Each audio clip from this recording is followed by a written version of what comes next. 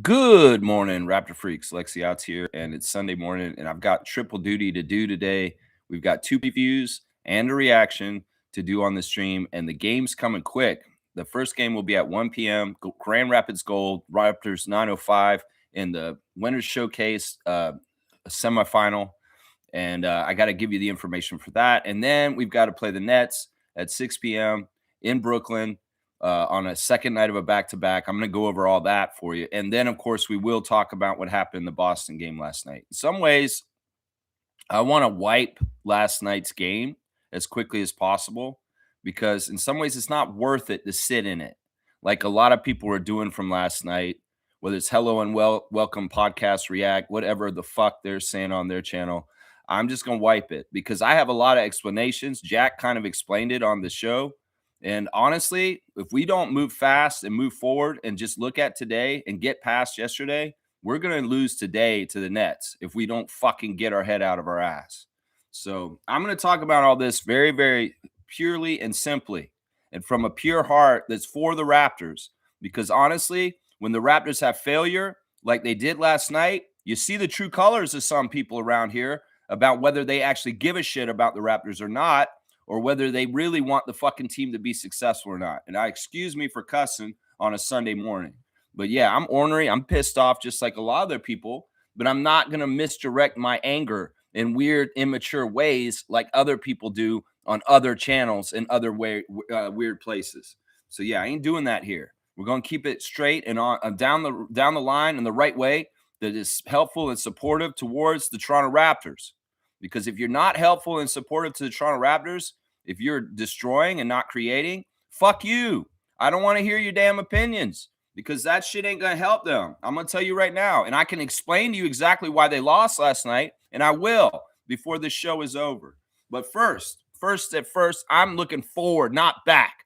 And we got a game at 1 p.m. for this team that is extremely important.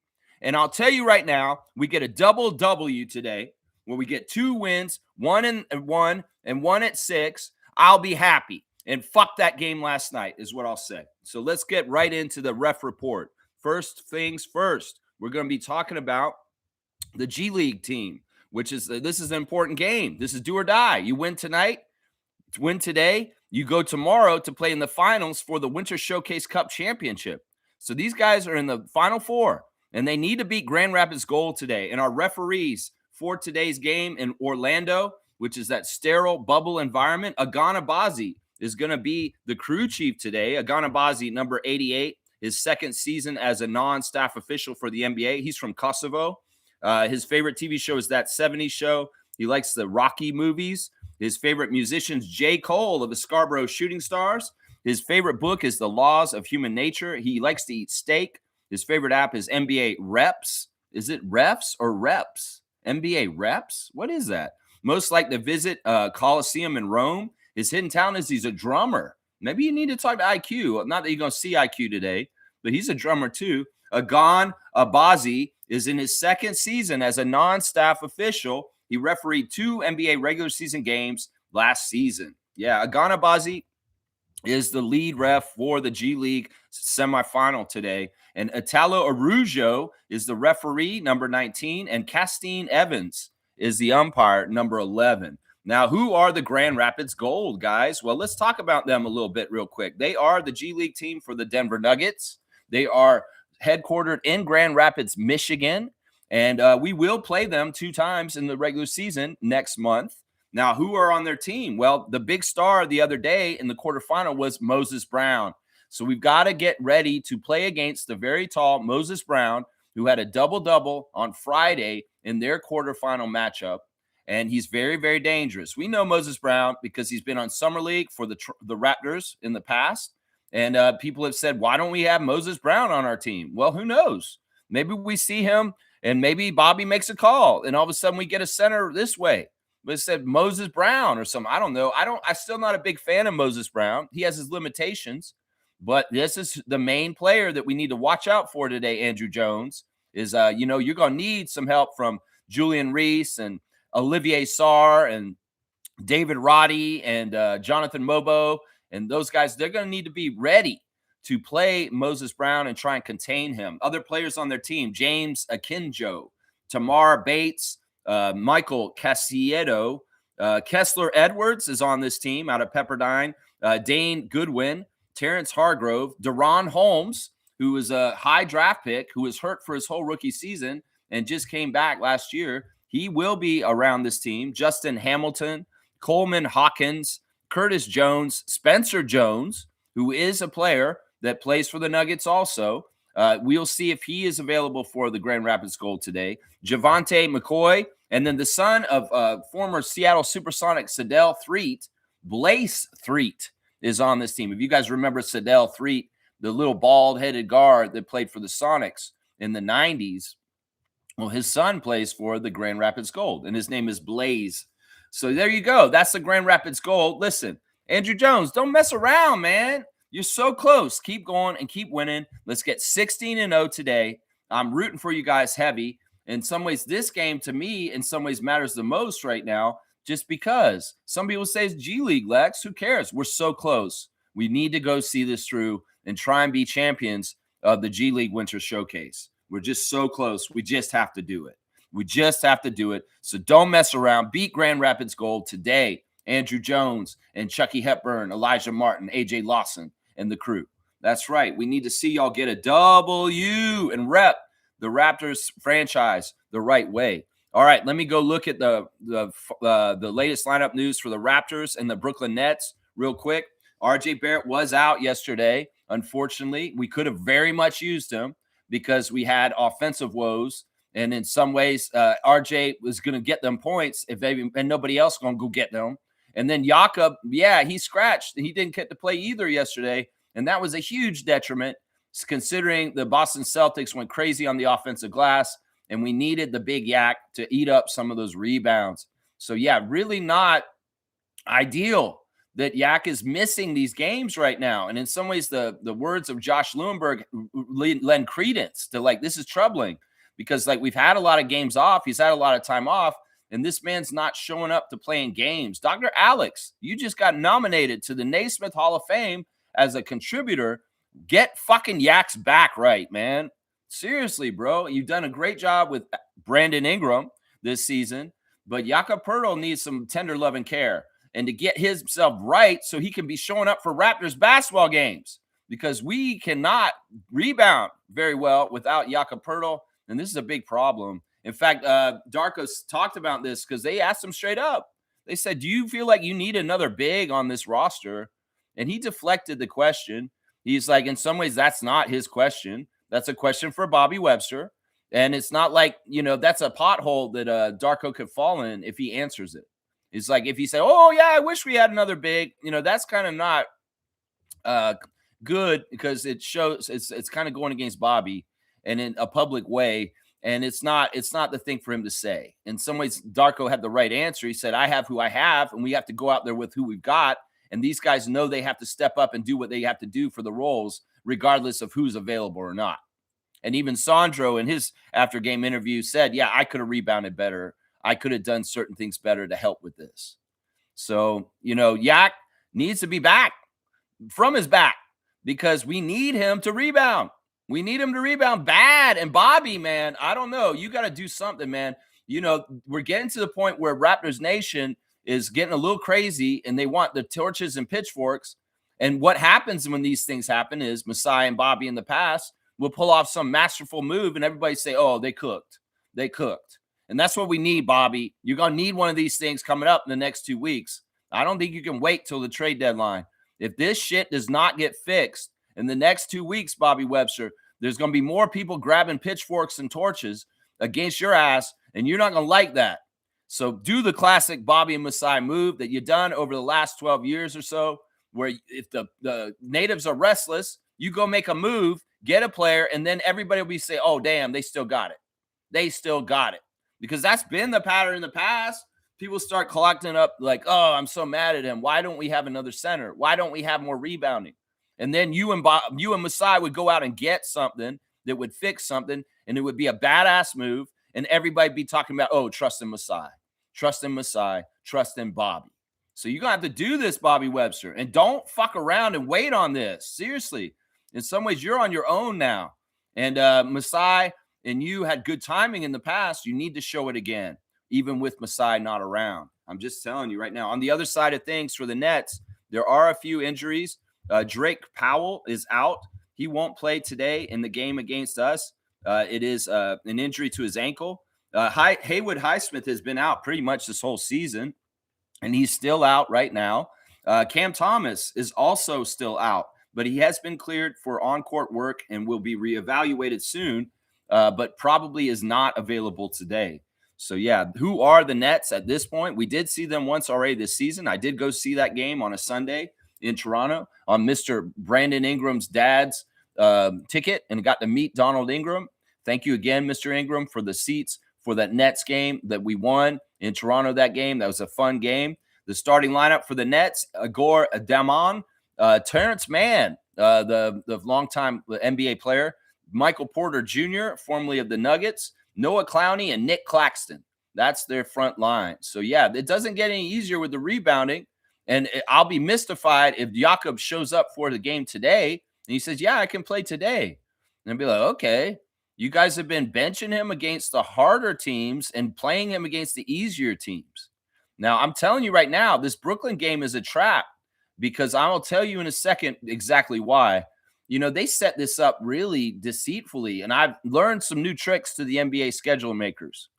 I really have. They are dirty, man. They are so dirty how they did us this time. I'm telling you right now, this is a trap game. They're going to try and make us lose to the Nets today and lose again because, you know, this is how it works. Jack Armstrong was exactly right on the broadcast last night when he started talking about how he didn't like how this game was at home before the holidays and how people get distracted or they get comfortable. And the other thing was, as Matt Devlin pointed out, this is a game that's one home game in between a bunch of road games. And it's kind of like a little pit stop. So it was kind of like a scheduled loss, even though we were not the team on the back-to-back. The Celtics were revved up and coming in from playing the Heat the night before. And we were lackadaisical in some ways. In some ways, we did the right things at times to try and get back. But also at the same time, we didn't. And we failed at the end.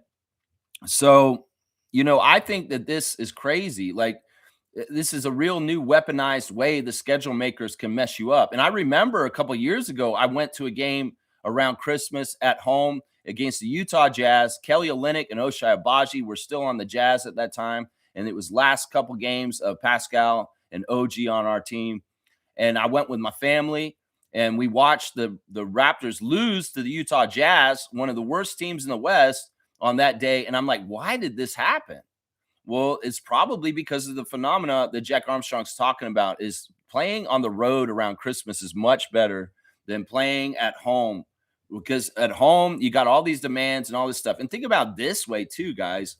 The Raptors in the last couple days while they were in Toronto had only like 2 or 3 days to do all their holiday stuff here in Toronto while they were on the road before, and they go back on the road while they're gone, and they don't come back until after.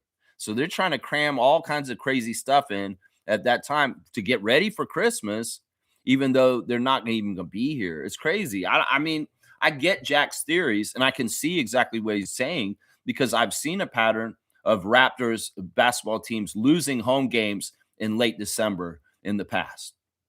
Now, the insidious thing is they have this game against the Celtics. They play this very physical game where these guys are having carte blanche to hit us like crazy. You know, that's one of the things that's the secret about it, too, is the 2 losses to the Knicks and the Celtics have been overly physical games where the referees don't want to call jack shit.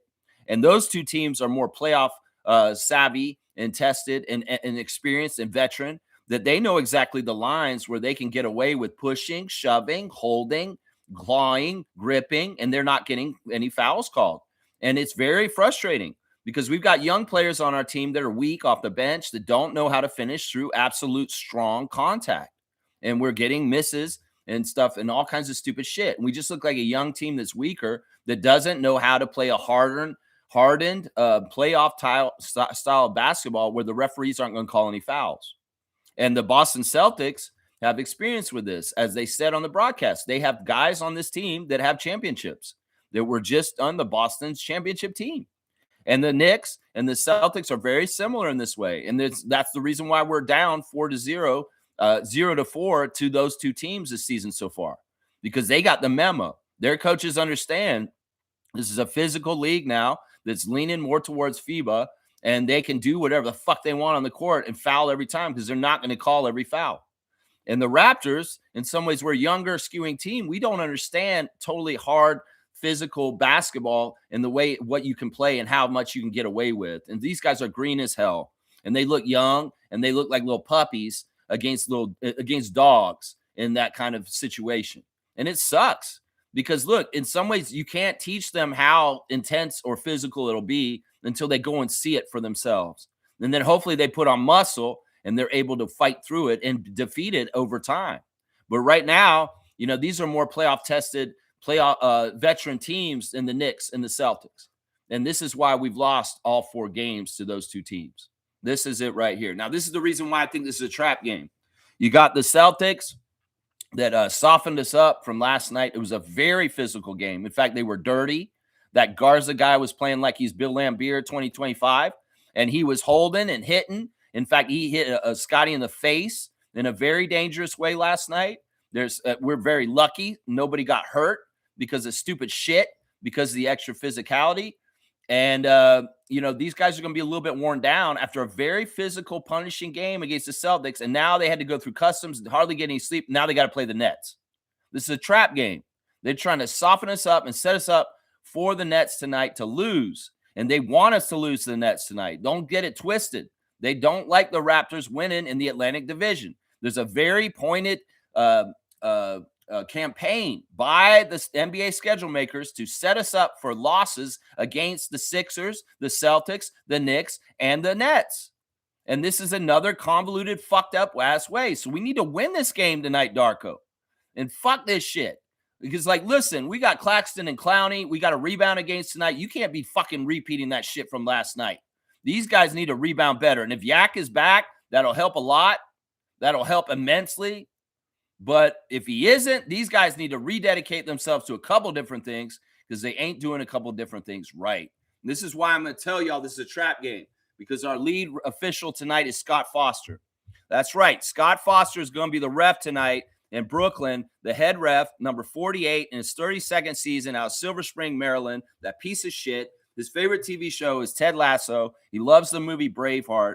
He listens to Michael Franti and Spearhead. His favorite book is Golf is Not a Game of Perfect. He loves to eat Maryland blue crabs and corn on the cob. His favorite app is PGA Tour Live. He'd most like to visit Italy. He'd like to win the U.S. Open Pickleball Championship, and his hidden talent is body surfing. Scott Foster considers his memorable NBA assignment to be Game 7 of the 2010 NBA Finals between the Lakers and the Celtics. He refereed the game with his 2 mentors, Dan Crawford and Joey Crawford.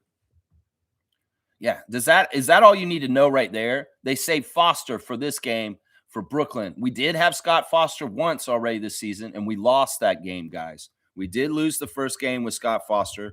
Our record with Scott Foster historically is a 44% winning percentage. And this is what I'm going to say right now.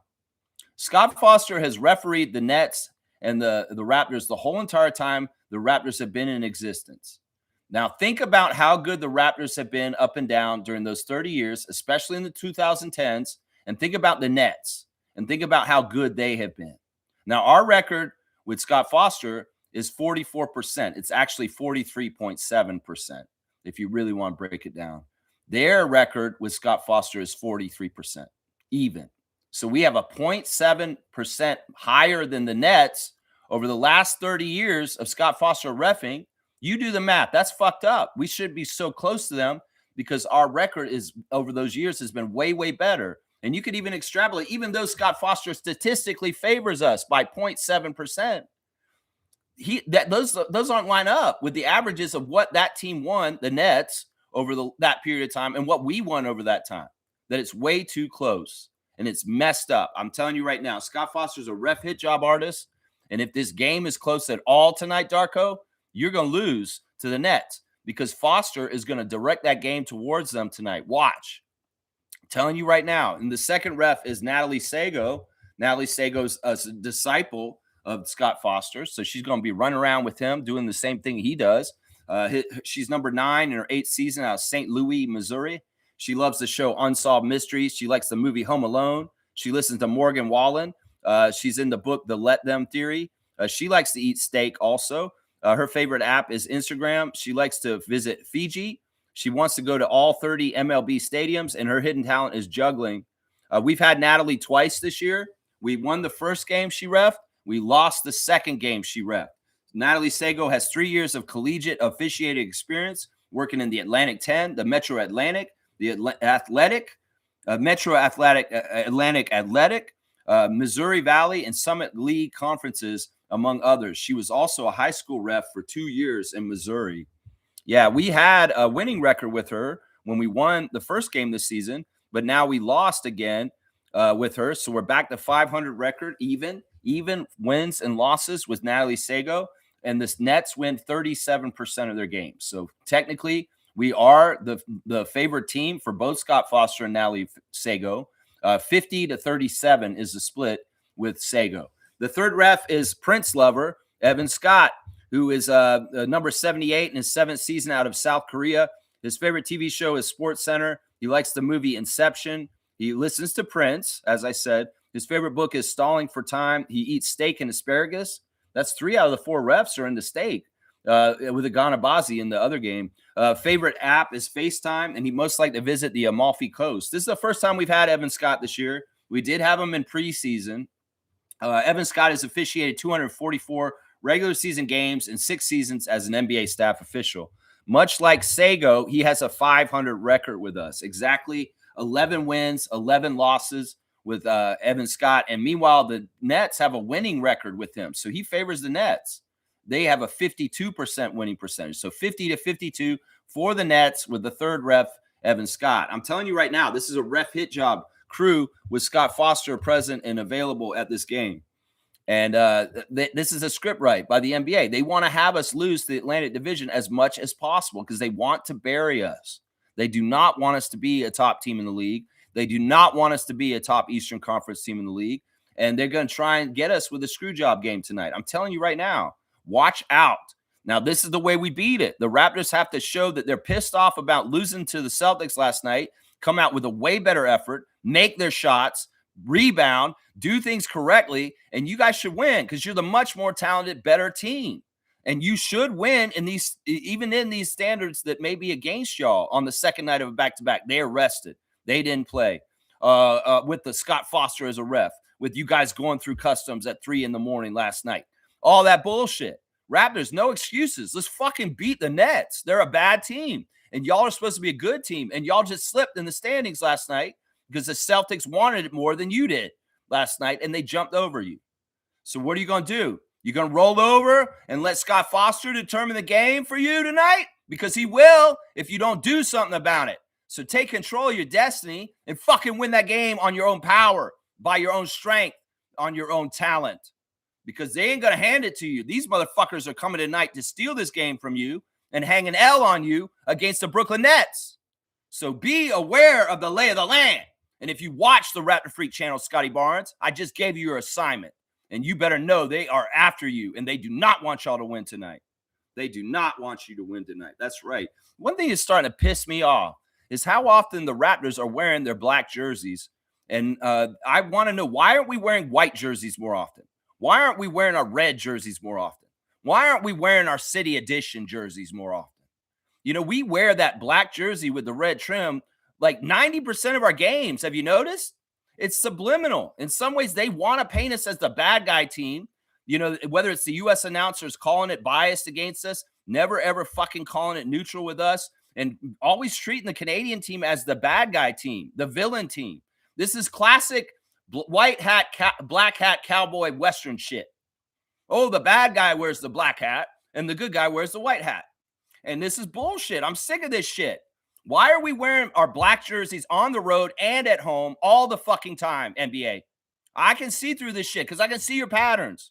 Why can't we wear our white jersey with the red chevron? Why can't we wear our City Edition more than 2 games this season? That City Edition is fire. And I've seen them wear it 2 times this season so far. Why can't we fucking wear it more often? Why can't we wear our red jersey more often? Why are we always wearing that black jersey? And why is it when teams like the Lakers and the Celtics come to Toronto that we got to look like background and they're wearing their brightest color, yellow and green, on our court and snapping and popping just like that, and we're like a black backdrop for them? Well, I can see what y'all are doing, NBA, with this bullshit, and fucking let us wear our white and our red. Black was never actually a color for our team really on a major tip at any time until in recent years. And in some ways, I think they started doing that because they saw the red and white chevron jersey of the championship year. And they're like, wow, they look really good in red and white, like the flag of Canada. And we can't have that. We need to introduce black into their color scheme more often and make them the bad guys. I'm telling you right now, I see this shit in patterns. I look at it all in a deeper level. And the fact that y'all have them wearing the black jerseys, the very plain black jerseys with the red trim, almost fucking 80% of the games, I noticed this, NBA locker vision, your bullshit. So stop fucking with us with the assignments for the jerseys too. Because on the download, that's subliminal messaging. Just like the fucking shit they used to do in radio and TV and the stuff they're doing with their algorithms on social media right now. Just so you know. Yeah, all right, there you go. There's my spiel right there. Yeah, I'm pissed. I'm pissed about last night. Just like a lot of people. But I'm not going to misdirect my anger in some ways. Yeah, there are some things we're going to talk about when we do the box score on each individual player from last night. But I'm not going to go in on people like you think I will. Because in some ways, I do believe what Darko said after the game was true. That they played the Celtics very well last night on the three-point line, but they did not play them very well near the basket. That is the truth. That is the truth right there. Now, some of it is the very, very powerful Garza kid was absolutely manhandling and running around doing everything for them on the down low down there, and we had no person negating him. In some ways, I love Scotty chasing around Derek White and Peyton Pritchard and holding them up and tightening them up real good, because that was part of the reason why they didn't shoot so well from outside. They put Scott on the little guys from the start. And in some ways, that's a great idea. But at a certain point, Darko and Scotty Barnes should have recognized that Luka Garza was a problem. And you should have switched who you were fucking taking care of and shadowing to that motherfucker. Because he was just running in there and grabbing every offensive rebound. And Scotty, you should have said, you know what? I've tightened up on Peyton. I've tightened up on Derek. They're not having the best shooting nights in some ways, although Peyton went crazy in the second half. I'm going to go and stop this Garza kid for a little while. That's what you should have done in some ways, Scott. You should have pivoted your attention to the bigs in the second half when they were eating us alive around the basket. Because in some ways, when Yak's out, you're our biggest big. It's not Mamu. It's you, bro. And in some ways, Garza eating us alive, that's on you, my guy. And you just let that kid just do whatever the fuck he wanted to last night. How the fuck did you let that happen, Scott?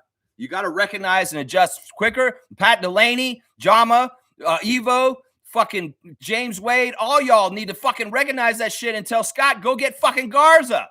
Like, how hard is this to figure out, Raptors coaches? It's like, make the adjustments. Say, Garza's killing us on the board. Scotty, can you go get him? Can you just go focus on him for like a quarter real quick and negate his ass for a little while? I mean, seriously. All right, let me see what y'all are saying in the chat.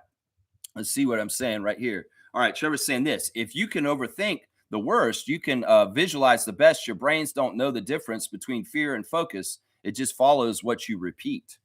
That's interesting. If you overthink the worst, you can visualize the best. Yeah, that's right. Pre-visualize success. Think about great things in the future and build a future that is right and good and just.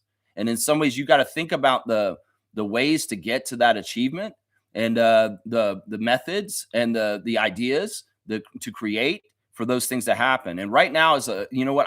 I keep saying this. There's a blank palette that's getting painted in, and you don't want other people to paint it in for you in a way that is not good for you. So make yourself independent. Get self-sustaining as much as possible very soon. Just trust me on this, because in some ways you want to create a future that's positive and awesome. You may have to do it for yourself, and you may have to do it in ways that you never thought you would in this lifetime. I'm telling you right now, seriously, pay attention to this. Thank you for the words of wisdom, Trevor. I appreciate you, man. Happy game day twice, 905 and Raptors. Let's win. Yeah, I want that double W. I'm telling you right now, If we win both the games today, all the bad taste in my mouth will be gone. I'll be pissed. I'm pissed right now. But if we win at 1 and we win at 6, I'll be happy by the end of the night. And that's what I want right there. That's what I want right there. Trevor J saying we need to sit down with some of the bench players and bring up some of the 905 players and take their spots. Well, it can't happen right now because the geographics are very different. Florida, New York, and those 905 guys need to be there with 905 right now in these very crucial games today and hopefully tomorrow. Andrew Jones has been pushing these guys the last couple of days saying we have 2 games to win here in Orlando. We need to win now. And that's what I'm saying. They don't want to be done today. They need to beat Grand Rapids so they get the opportunity to play tomorrow against the winner of the other semifinal. So, yeah, this is so important. And I'll be pissed off if the Raptors organization yanked the two-ways and Jonathan Mobo out of the 905 team all of a sudden just to help the Raptors team right when they're about to try and win the Winter Showcase. So not now, Trevor. Have some patience. We can't do this shit at least until Tuesday. But, yeah, I'm okay with this because, honestly, the bench is absolutely shit for the Raptors right now. And it's not just because RJ and Jakob are out and we have to move guys to starters. It's also because these guys are underperforming and they are looking like Malachi Flynn, Precious Achua version 2 is what I'm seeing out there right now from our bench guys. And I'm sick of this shit. Jimmy's saying we did an outstanding job guarding today. That's a quote from Darko, and he's right. You may not see this either, and some people are clowning Darko for saying that, but they did start really well. They played them very, very well in the first half, and we were winning at halftime. And in some ways, the game plan starting the game was to go out there and stop their threes, and they did it. And that's one of the things that Darko has to say is like, look, if I put an assignment on the Raptors and say, guys, you cannot let the Celtics do this from three-point line, and they go and achieve it, well, he's got to give them credit for that. But the problem was that they didn't do the shit that they needed to do defensively near the basket. That's it right there. Offensive rebounds, offensive putbacks, all that kind of shit. But they got the assignment about the three-point shot. And in some ways, as much as it's maddening to say, well, we were the first team this year to hold the Celtics to under 36% from the three-point line, but they still won, is maddening. I know. And Jaylen Brown's sitting around. See, you guys do all this math in your heads, and you're like, damn, we should have won this game. Jaylen Brown was sitting out. They didn't have Tatum. They didn't have this. They didn't have that. In some ways, we can't do this kind of math because in some ways, there's all kinds of other factors in the game for why they happen the way they happen. And one of the biggest things that's happening right now is the youth of our team, the inexperience of our team, and not the total respect for what it takes to fucking win in the NBA is not happening right now.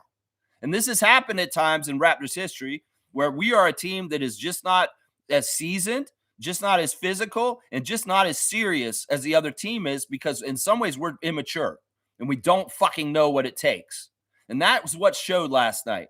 You got guys on that team, as they said, a bunch of them have rings from a couple years ago, being on the Celtics. And they know what it takes. They've been through playoff wars. They know how hardened that you have to be.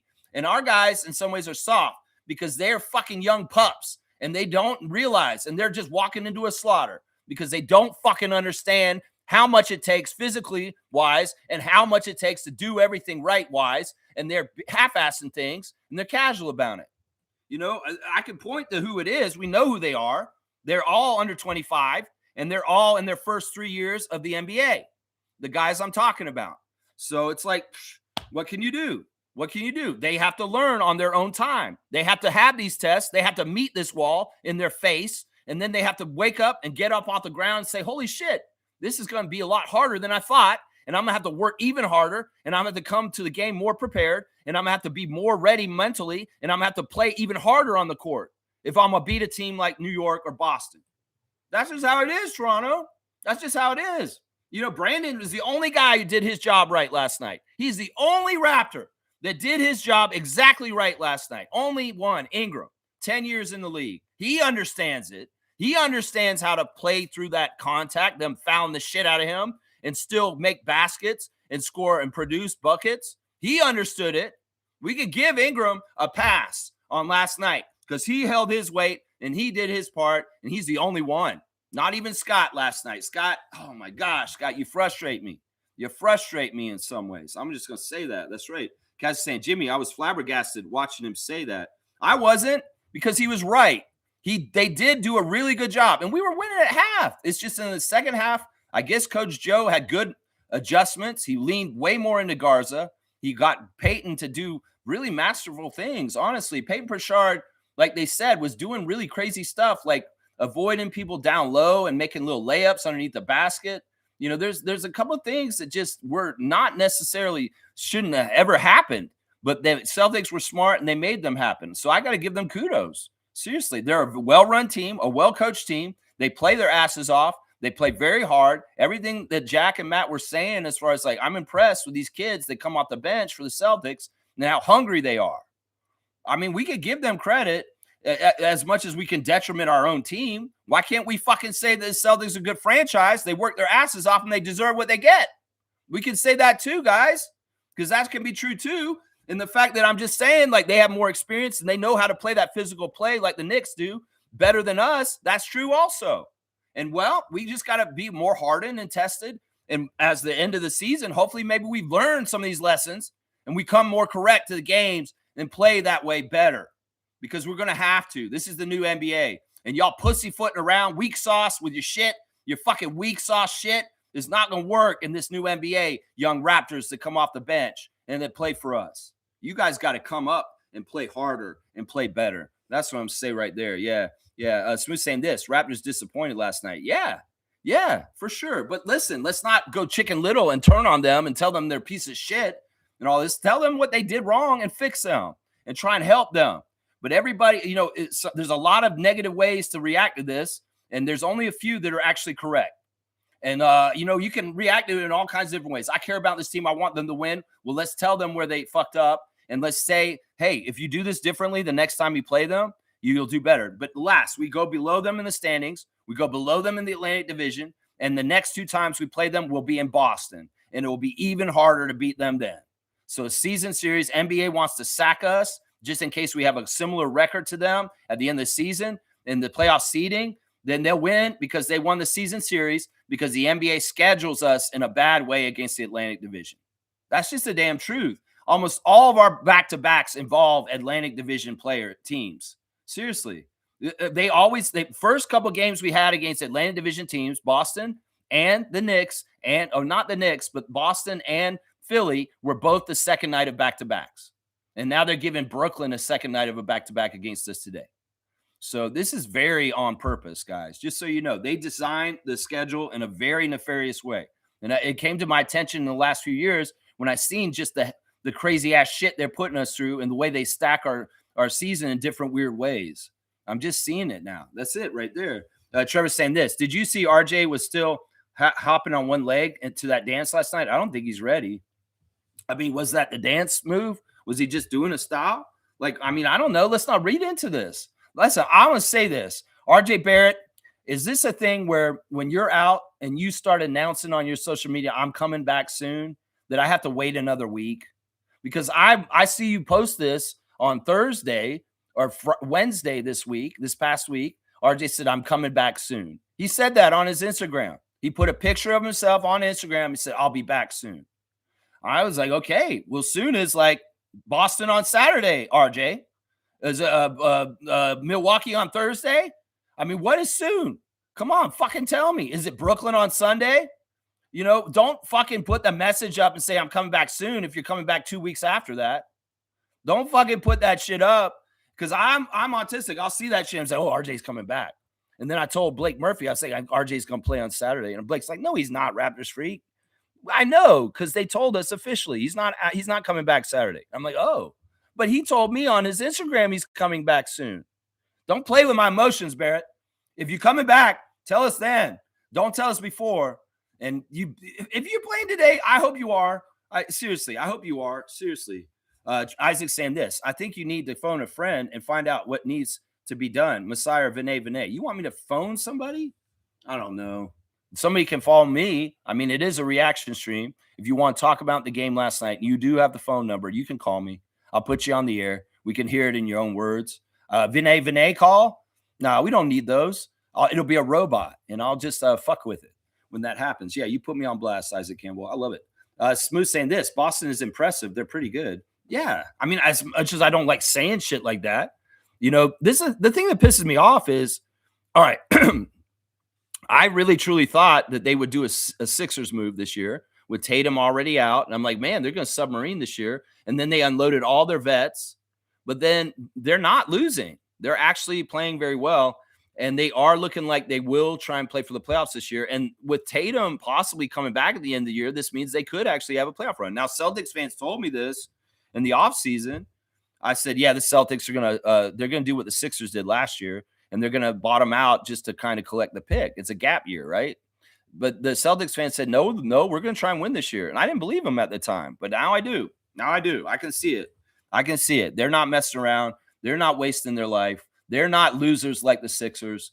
They're trying to win. You know, the Sixers would do in this situation, they would absolutely dog it on purpose to try and get a VJ Edgecombe. But the Celtics have Celtic pride. They don't believe in the T word, and I appreciate and respect that. In some ways, we should be thinking that way also, Raptors Nation, and as a franchise Raptors. It's like, have some pride. Just because your main player went out for the year, let's play all out and let's keep winning our ways. Let's not be the 76ers, those loser-ass fucking franchise that tries to lose on purpose. So credit to the Boston Celtics for not taking a stopgap year with Jason Tatum out and actually trying to compete. Seriously. And y'all can look at who was not on the game last night and get all, oh, no. But listen, they have a good team. They have a good team. It's exactly like what Reggie's saying here. Fiercely saying, good morning, fam, and happy back-to-back game day. On to the next. Yesterday was weird.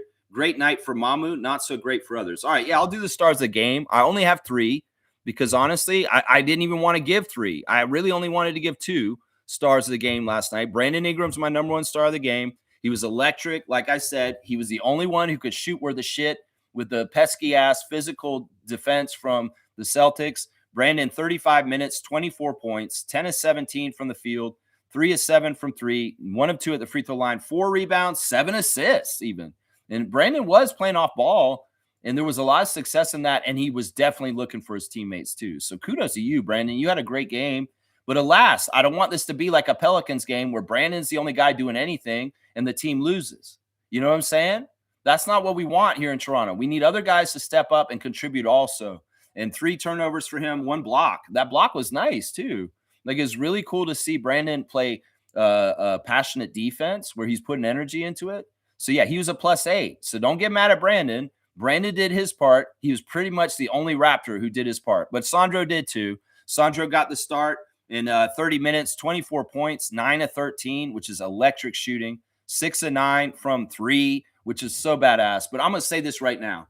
This is not good that Sandro Mamu is our best 3-point shooter, guys. This is not good. There's so many other guys on our team that should be the primary number 1 go-to guy for threes, not Sandro. So this is a guy who's just supposed to hit threes to chip in a little bit to help, not carry the threes load. So who the fuck is going to carry the threes load on this team? We got a couple of guys who are supposed to be specialists. Battle, Dick, Abaji, Walter, you guys, Shed, you guys are supposed to carry the threes, not Sandro Mamu. Why the fuck is he our primary 3-point shooter? And we got all these guys that are 3-point shooters. They ain't hitting that jack shit. It's pissing me off. I'm telling you right now, he got 5 rebounds, Sandro. And he said after the game, I could have gotten more. And he's probably right. He should have gotten more. 1 assist, 2 turnovers, 1 block, a -6 for Sandro Kelishvili. You know, I can't get mad at him because he was trying and he went above and beyond. And honestly, the couple starts he's had recently, he's been fantastic in the starting lineup. But once again, you move him in the starting lineup, your bench doesn't have jack shit for scoring. And why the fuck? What, you know, seriously. These guys can't fucking score off the bench at this point. It's crazy. My 3rd star of the game is begrudgingly Colin Murray-Boyles. You know what? I don't even want to give him a star, really, but I have to because he did play pretty well. 23 minutes, 9 points, 4 of 8 from the field, 1 of 3 from 3, misses only free throw, which was just pissed me off when you missed that free throw. Why are you 62% from free throw, Colin Murray-Boyles? Do better, man. 6 rebounds, 4 assists, 1 turnover, 1 block. -18, one of the worst plus minuses on our team because in some ways that motherfucker's a double agent. Yeah, in some ways as much as I love Murray-Boyles, as much as we saw him do a crazy pass that was absolutely badass, as much as we see him as a mini Scotty that can do it all on the court, That motherfucker's a turncoat already. This guy glazes Larry Bird on and on and on, over and over again in interviews, and then he shows up to a Celtics game wearing bright green shoes. Motherfucker, why don't you just write it all over your Facebook what you want? Seriously, why don't you just write it all over your Facebook, you motherfucker, what you want? I say, Bobby, if this kid is really going to be that hard up to be a Celtic, you need to trade his ass in the next couple of years. Seriously, I don't even want to develop his ass if he's going to be like this. Because on the down low, look, he looked impressive as an individual, but he was hurting our team also on the same token. And he absolutely was one of the reasons why we lost last night. Yeah, because that motherfucker, don't double agent us, motherfucker, with your green shoes running around with the Celtics. Seriously, don't be in awe of the team. Oh, I love the Celtics so much. I'm playing against them. I can read you, bro. I can read right through you, Colin. I can hear you. I can see your heart.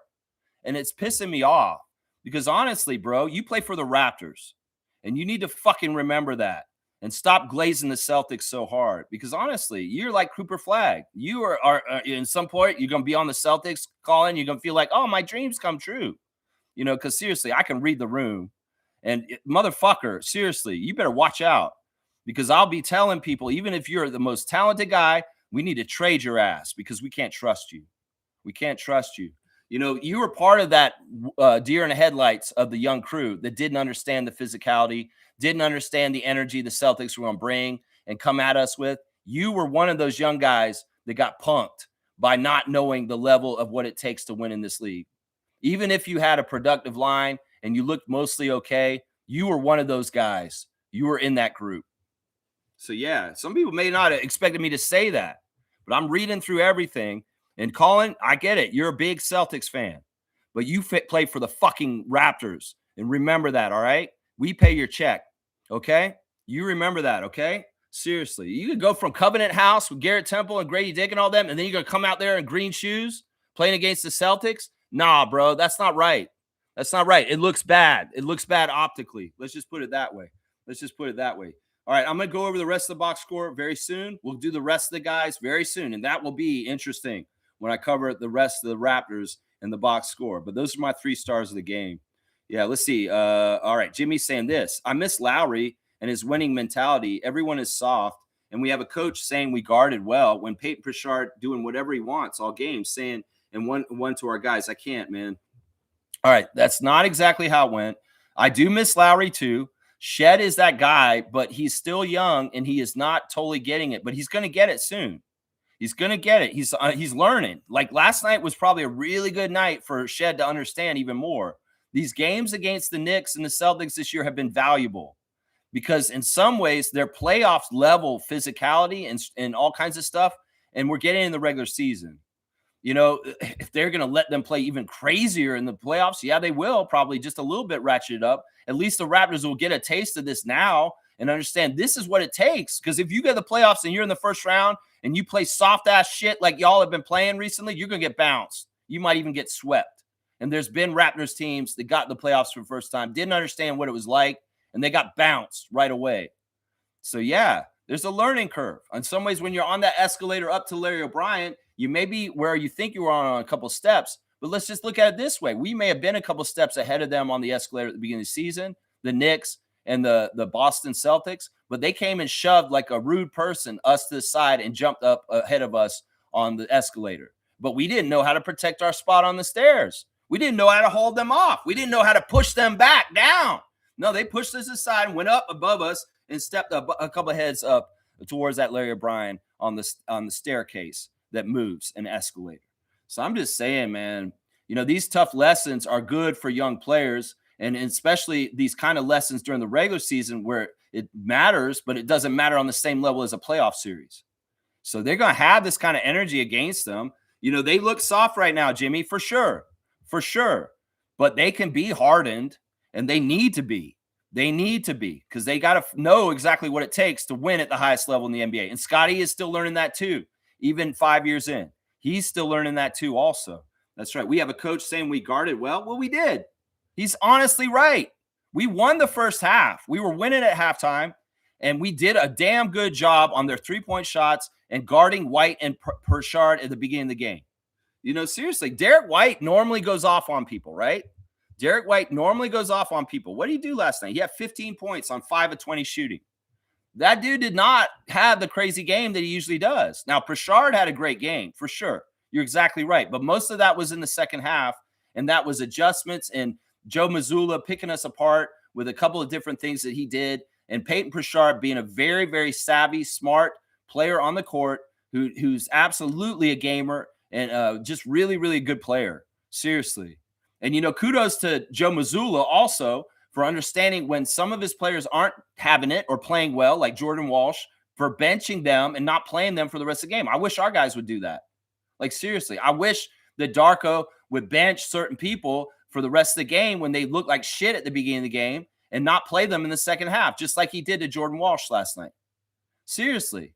I don't like how we just play guys willy-nilly, and then, they're rewarding hungry guys off the bench, and you're getting games from Gonzalez and Garza like you are. You seriously, that's how you get them up, Darko. In some ways, you're I'm going to give minutes to Walter and Dick no matter what, is kind of fucking us up. Because in some ways, you may need to give these two dudes a DMP real quick to wake them the fuck up. And I mean, you're not going to hurt their confidence any worse, are you? Because their confidence is already shitty. So fucking give these guys DMPs and show them, like, look, this is sacred time you get on the court. And if you don't respect it and play to your best ability and make things happen, it's not a granted thing. But it seems like a granted thing for Jacoby and Grady because they're getting in games over and over again still, even though they're playing like dog shit. That's all I got to say on this. I mean, the other thing we could say about this game last night and why they won is because we had two guys playing well, and that was Sandro and Brandon. And then they had like 4 or 5 guys playing in ways that helped them to win. Now, I get it, IQ. If you can't make shots, you need to do other things to help them try and win.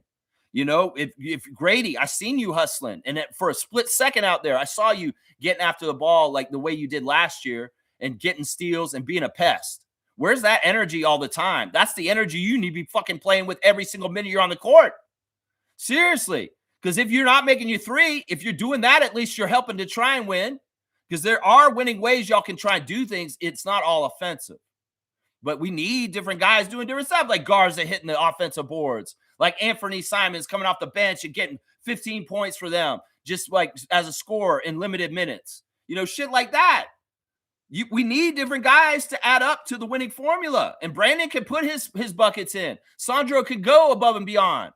But if the other guys aren't doing the rest of the dirty work and the stuff and they're contributing, then we get a win. But they had other guys on their side contributing more in winning ways to help them to win. And that's how they win. That's how they win. Because instead of just having 2 guys show up, they have 5 or 6 guys show up. And they're all contributing in some way to help win. That's what I'm saying right there. Keita, Pritchard, Garza, Hugo Gonzalez just being a pain in the ass, fouling everybody all over the place.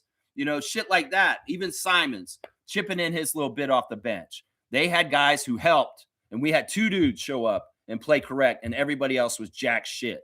We get 27 points off the bench. That's it. 15 plus 12. Yeah, 27 points off the bench. And meanwhile, they've got 2 guys. They got 27 points between them, Garza and Simons.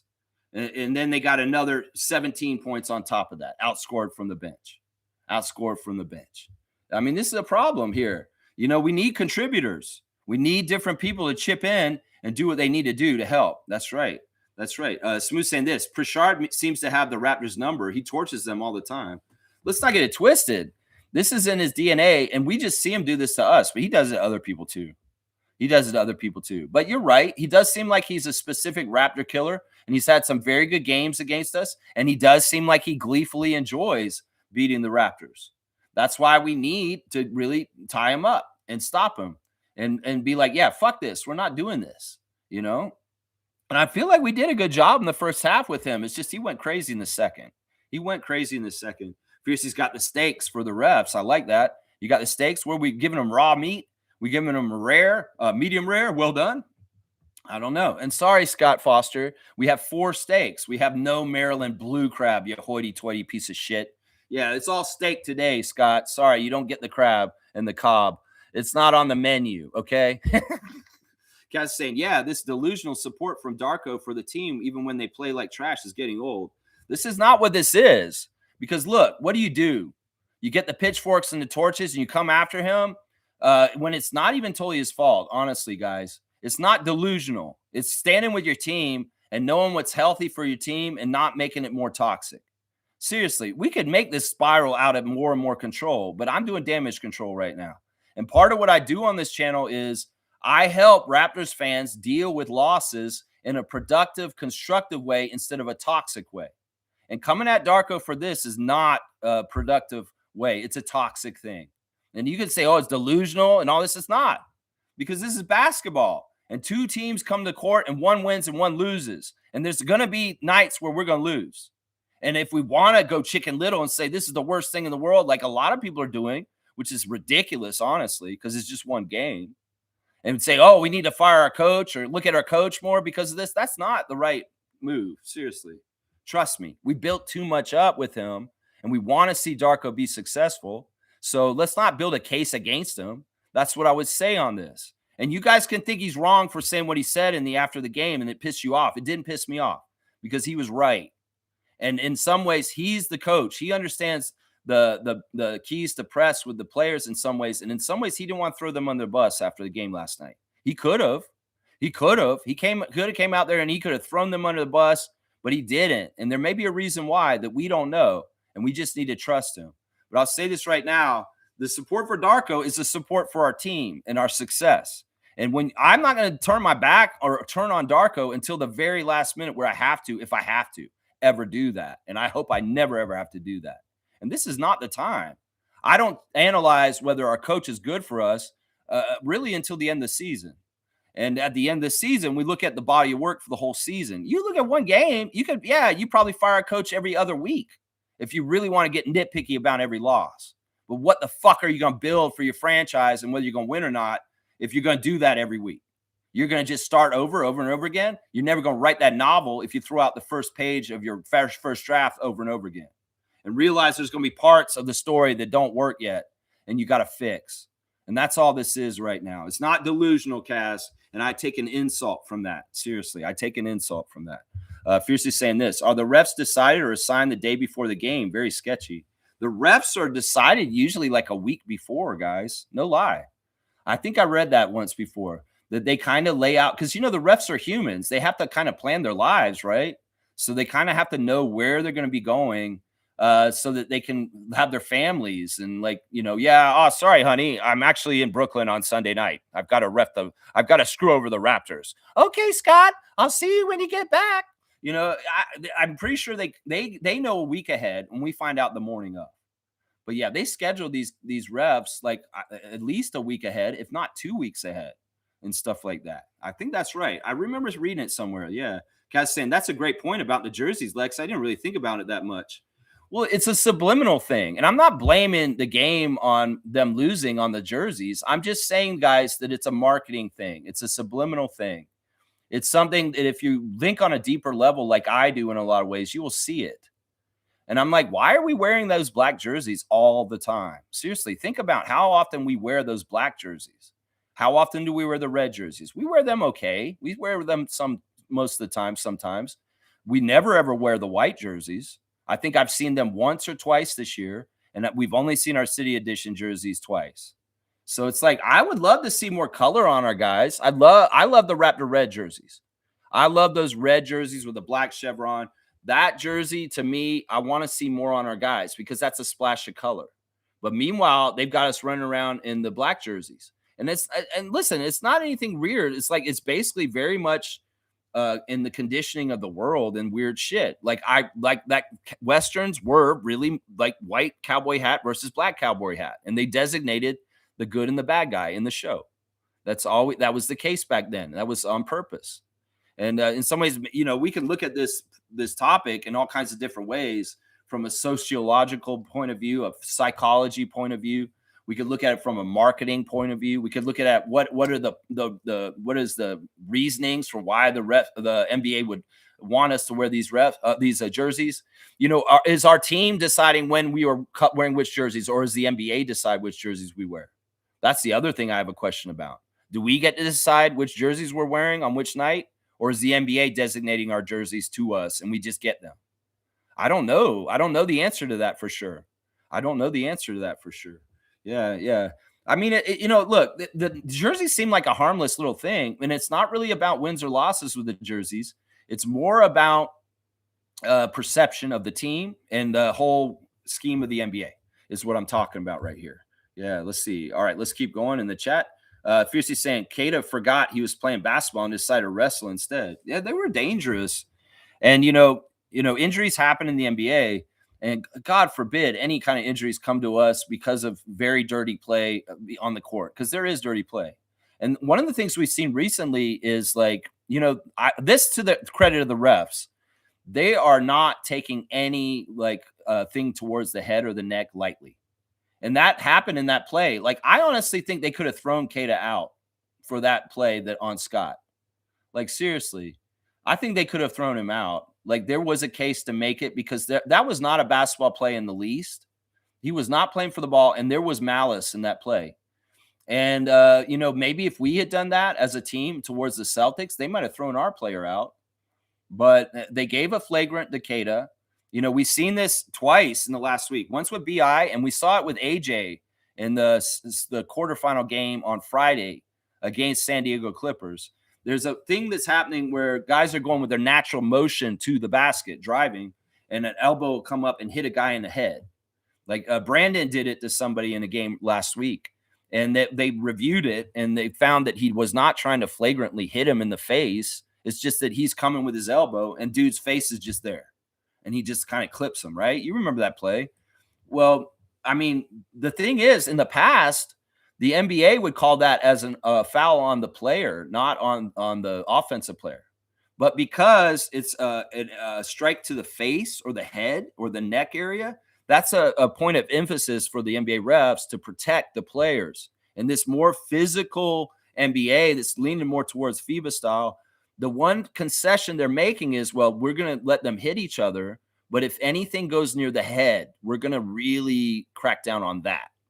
So if there's any kind of contact with players hitting people in the head, they are taking it seriously. But otherwise, pushing, shoving, holding, doing all that kind of shit, they're not calling. They're not calling that. But I like that. At least in some ways, the refs are protecting players if there are any cheap shots to the head, because that can really hurt somebody in really bad messed up ways. And that's the pattern I'm seeing is like, you know what? It's a free for all physically. You can do whatever the fuck you want. You want to grab jerseys. You want to hold people's arms. You want to try and just bump them. You want to hold them down like in different ways nefariously behind the ref's back. Just as long as you don't hit them in the head.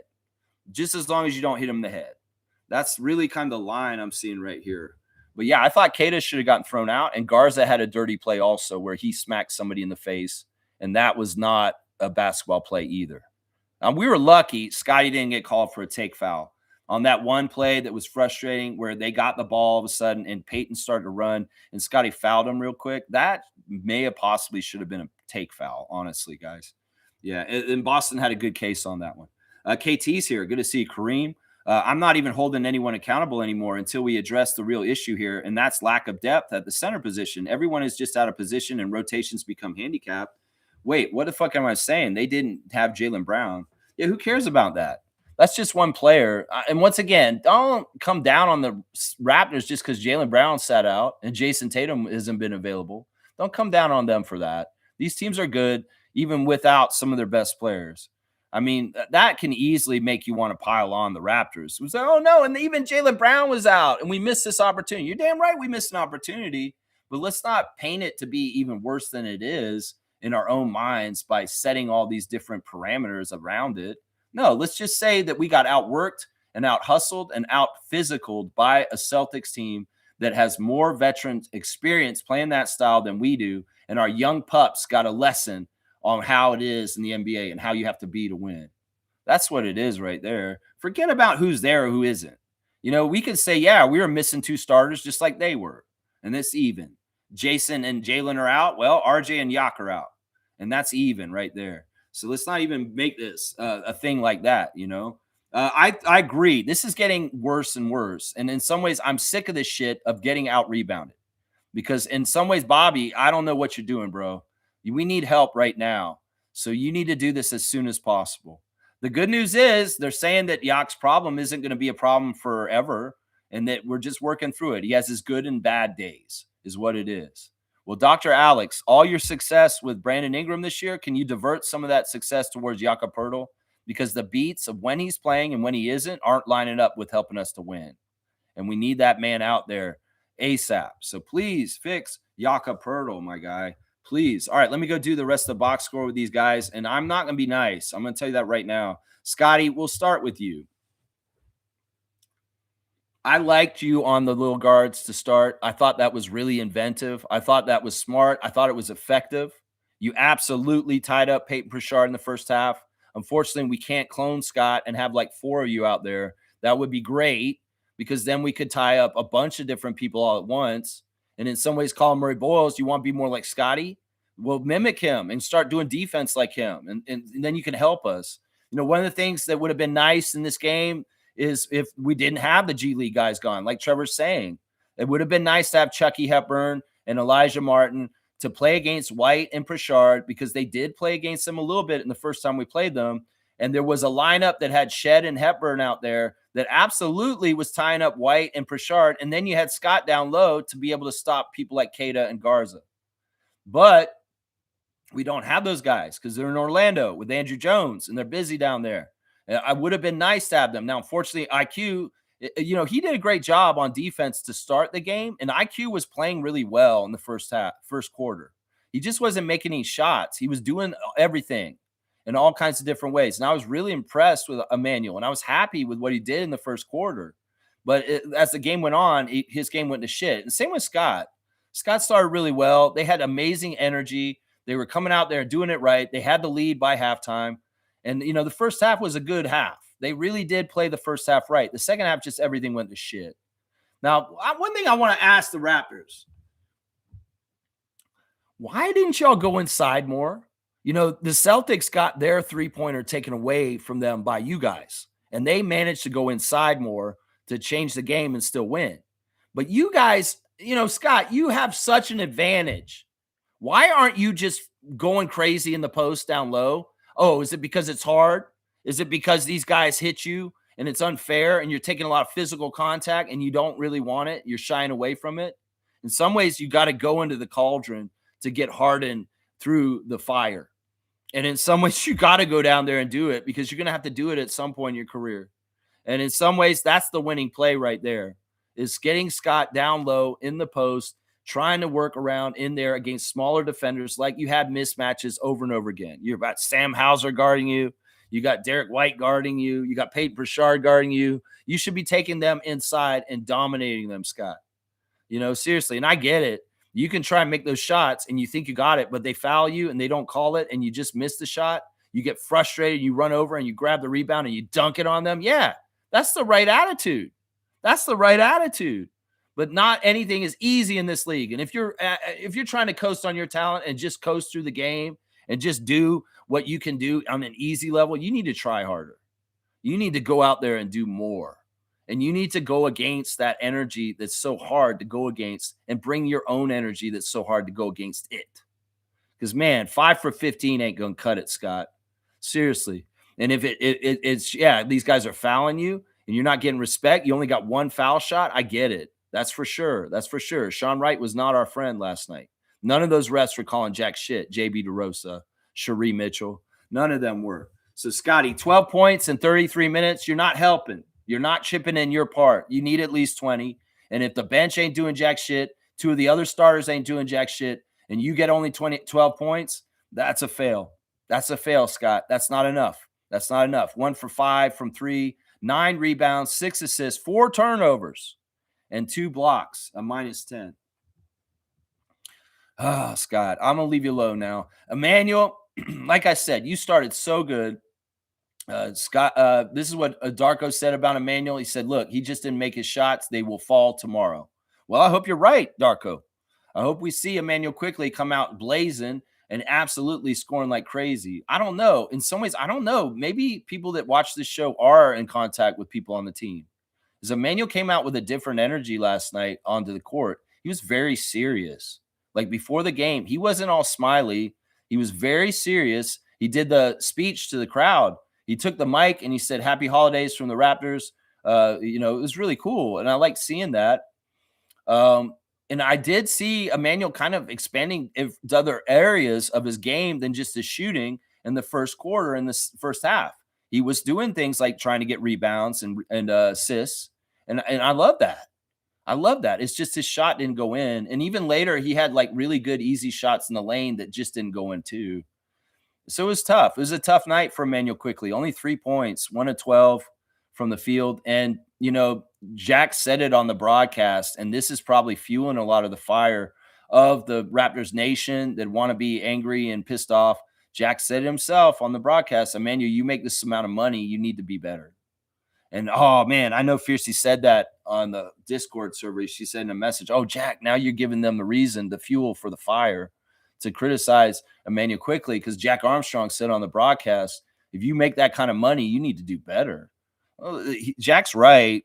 In some ways, I wish he hadn't said that on the broadcast, because he bona fides a lot of the argument and the people that are coming at Emmanuel in a toxic way.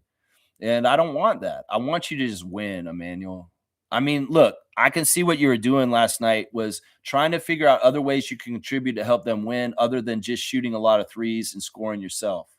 And I saw the work you were doing, you were trying to do. Keep doing it. It wasn't a success last night, but keep doing it. You're going to figure it out, man. And honestly, this may have been one of the worst shooting nights of your entire career ever. Seriously, I don't think I've seen you shoot this bad ever in the Raptors jersey. So 1 for 12, 3 points, 1 of 7 from 3 for Manny. He was a little short on a lot of his shots. 4 rebounds, 7 assists, 1 turnover, 1 steal, 1 block. A +4 though. That's the thing. He was one of the winning players on the game. He was doing winning plays, just not making his shot. And I hope that we can get that guarantee from Darko that Emmanuel will make his shots tonight against Brooklyn Nets, because he said that in the postgame afterwards. Ochai Agbaji, we would have loved to have you chip in some of the scoring. In some ways, you're a bench guy who's in the starting lineup. You're going to give us a good physicality and a good defense and a good get after it. But, making some of those open threes you took would have really helped. Ochai, 6 points, 1 of 5 from the field, 0 for 3 from 3, made all 4 of his free throws, 3 rebounds, 1 assist, 0 turnovers, a +8. So, see, he was another winning player for us. But, I wish we could pencil in Agbaji for 20 points on a night when we really need him to do, just like he did last year when he was starting regularly. There were nights where Ochai absolutely carried us in games like this, getting 20+ points. But alas, that Agbaji was last year, and this year we haven't found that Agbaji yet. But you know what? He wasn't that bad. Seriously, he wasn't that bad. I wish he'd made one of those threes, though. And he's definitely in the group with those other guys missing threes too much on the bench. Jamison Battle, only 6 minutes. And in some ways, I'm kind of worried about where Jamison's going. Jamison seemed like a potent specialist off the bench. We use him, and he's failed the last couple of appearances. He's been out there. He's been missing all of his shots. And that's crazy because he's such a sure shot as a Raptor most of his career. 0 for 1 on only 1 3 taken, 2 rebounds, 1 assist, a +1 in 6 minutes. I'd also say, why are you pivoting so heavy on Walter and Dick and other guys when you're barely playing Battle? Give him the chance, Darko. Seriously. Stop looking at pay. Stop looking at hierarchy on the roster and be more like the Celtics. They are letting guys who are not paid as much as other guys leapfrog other guys in the league and on their team to getting minutes on merit. And I think that in some ways, like, I get it. You're going to have to play all of them because we're short staffed, only 11 guys in Jersey. But I'd almost rather you give a long burn where these guys can figure it out with lots of shot attempts over a course of failure and success over the whole game. They'll get it out of the mud faster than giving each of them like 6 minutes, 13 minutes, 15 minutes. No, give one of those guys 20 minutes for that game and give it to the one who shows the signs that they're absolutely kicking the most ass for that game and lean into them. Because in some ways, that's part of what the Celtics did better than us is they went with their best players in the second half and continued with them and dropped the ones who were not playing good in the first half. And we could have done that ourselves. You need to read who's performing in the game that night and give them a 20-minute game. Whether it's Jamison, Grady, or Jacoby, or Ochai. It doesn't matter. Doesn't matter. Garrett Temple came in for a end of the game, 2 minutes, made took one shot, missed it, and made one rebound. It's too bad we didn't get to 100.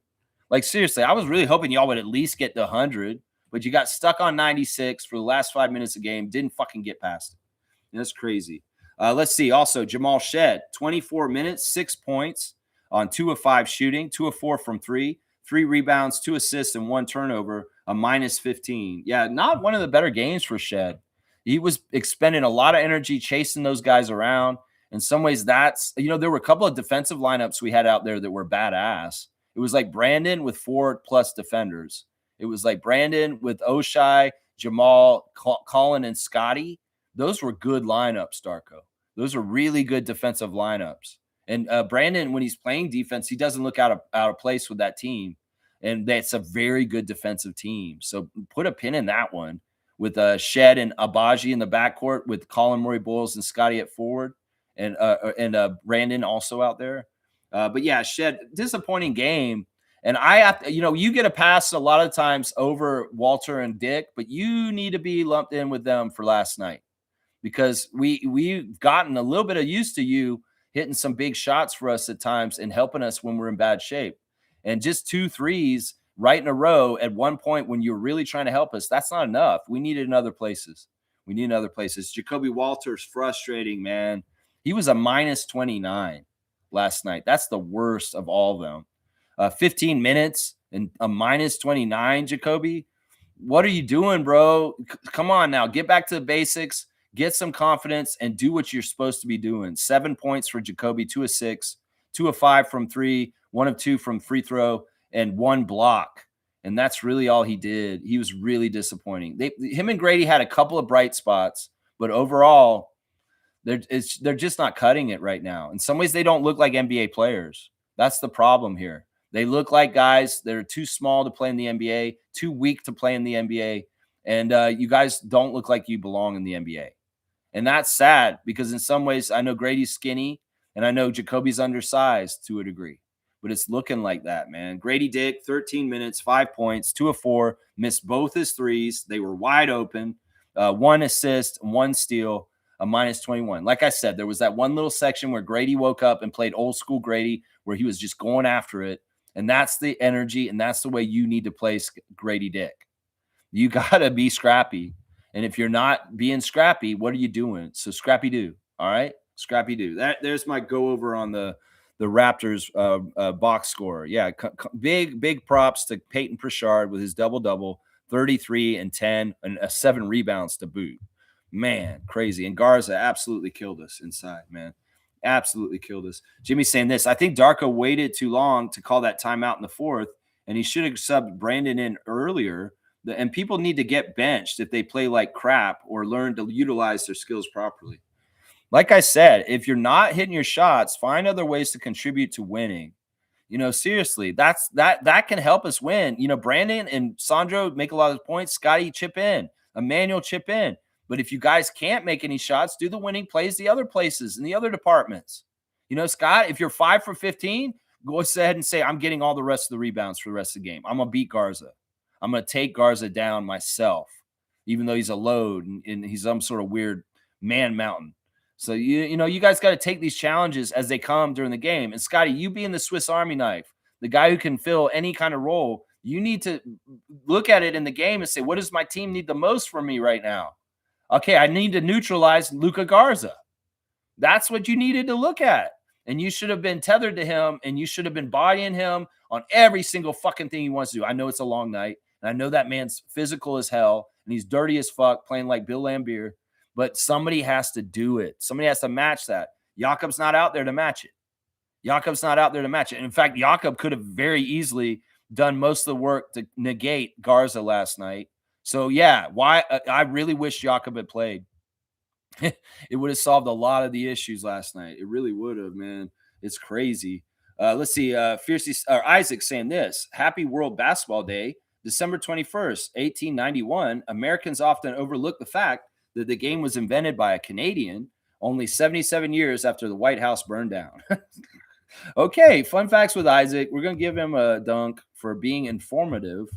Yeah, that's interesting. All right, Isaac, thank you. You have broken the 300 mark. You are 302, my guy. 302 dunks for Isaac in 2025. That's awesome. Jimmy's saying this: we lost the game in a defensive beatdown in the fourth. I don't want to hear we play good defense because of the three-point percentage. BS. I'm sorry.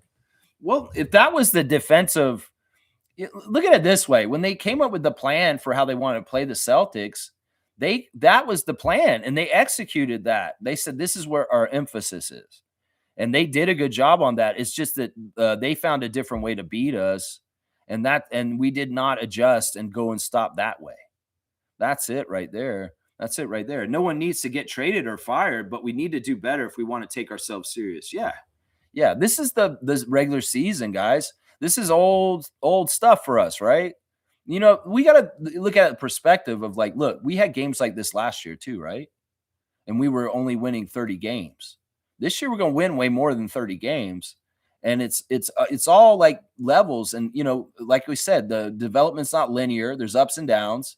And this is just another exposure of what we need to work on and what we need to understand it takes to win in the NBA. I know we've said this a lot of the time in the years of Scotty on our team. Is like we have to learn what it takes to win in this league. And there's different levels and different parameters and different challenges that come in your season. And this is a lesson. This is not a blessing of a W. This was a lesson of, wow, you guys still got a lot of work to do, and we're going to get this figured out. That's it right there. And I appreciate you saying this, Jimmy. You saying nobody needs to get traded, nobody needs to get fired, but these guys need to light a fire in their ass and do way better. He's exactly right. Kaz saying, Jimmy, you're low-key cooking right now. Yeah, Jimmy's all right. Jimmy, I call him the Pope of Positivity, but he will be very critical. And yeah, I think that, a lot of what you guys are saying is just in frustration. I get it. And I'm frustrated too. I'm pissed off. I was very angry after that game last night because I was like, man, we dropped the ball. We lost an opportunity. Alas, well, what do you learn from it? That's what we have to figure out. What did they learn from this? Did Grady and Jacoby and Jamal and Scotty learn that you have to play a lot harder and a lot more physical, and you have to meet the energy of the other team to win in this league? Because they did meet that energy in the second quarter, and they overtook them and took the lead by half. So they did show that they could do that. We can paint this picture all kinds of worse, bad ways if we really want to, but it's not necessary. We can say that also. That's right. Kareem's saying this, we got out-coached. Yeah, I'm not willing to say that totally. I think that we got outworked. And honestly, Joe Mazzulla is a damn good coach. His team always rises to the occasion. He does a good job of keeping things very disciplined and organized, and he's kind of a crazy madman from what I've seen. Yeah, I don't want to glaze them, so stop, Kareem. I've said nice things about the Celtics on the stream already. We don't have to go any further. Black Mamba's here. Happy World Basketball Day, everyone. One love, Raptors Freak. One love to you, Black Mamba, on this Sunday morning. Praise the Lord above. Thank you so much. All the glory to God. Thank you for what you've created. We should respect and love what you've created and protect it. And we appreciate you. No ego in what I'm doing here. If I do anything on this channel that's worthwhile, it's in your name and in the way that you'd want me to. So all the glory to God. Thank you. I have gratitude in my heart and love for you because of what you've given me in my life, and I appreciate you for it. That's what I say. That's what I say this morning on a Sunday. That's right. Fiercely saying RJ actually posted soon with a gazillion of pictures, reality of social media engagement. Yeah, he said soon. That's what he said, soon. And I thought, okay, you're coming back soon. Or maybe he meant his shoes coming out soon. I'm like, oh, come on, man. Is that what it is? Is it that you got a shoe coming out, RJ? And I misread that. And it's not about you coming back. It's like soon is the shoe, the new RJ shoe. Is that what it was? And I'm just an idiot. Man, I don't know. Yeah, Jimmy's saying, gotta love Lex. Listen, these seasons that I've done this channel, we've gone through much worse seasons than this year. This year is awesome. Let's count our blessings. Remember the misery of how many games I've had to react to in the last 4 years of failure and sadness. And what I'll be doing in this channel is trying to hold it together positively when people are like getting like very much on the ledge and very much like this would become like a psychiatry appointment. Like, come and sit down on the couch, Raptors freaks. Let me talk to you real quick. That's how that made you feel. Well, what about this? What if I told you this is a way you could look at it? This has kind of been this channel for like 4 years. And when the Raptors fail and they lose, we're kind of like picking up the pieces and kind of going over it. Sure, I made excuses for them. Sure, I painted a brighter picture than probably was at times. But we needed to do that just to hold it together and to kind of have a little bit of a therapy session after some of the very, very disappointing things that have happened with the Raptors at times. And then we have our wins and our successes, and we're exalted and we feel absolutely awesome. So it's like it's two edges, and we got to know how to ride both of them. And right now, I'm back in that therapy room with you guys.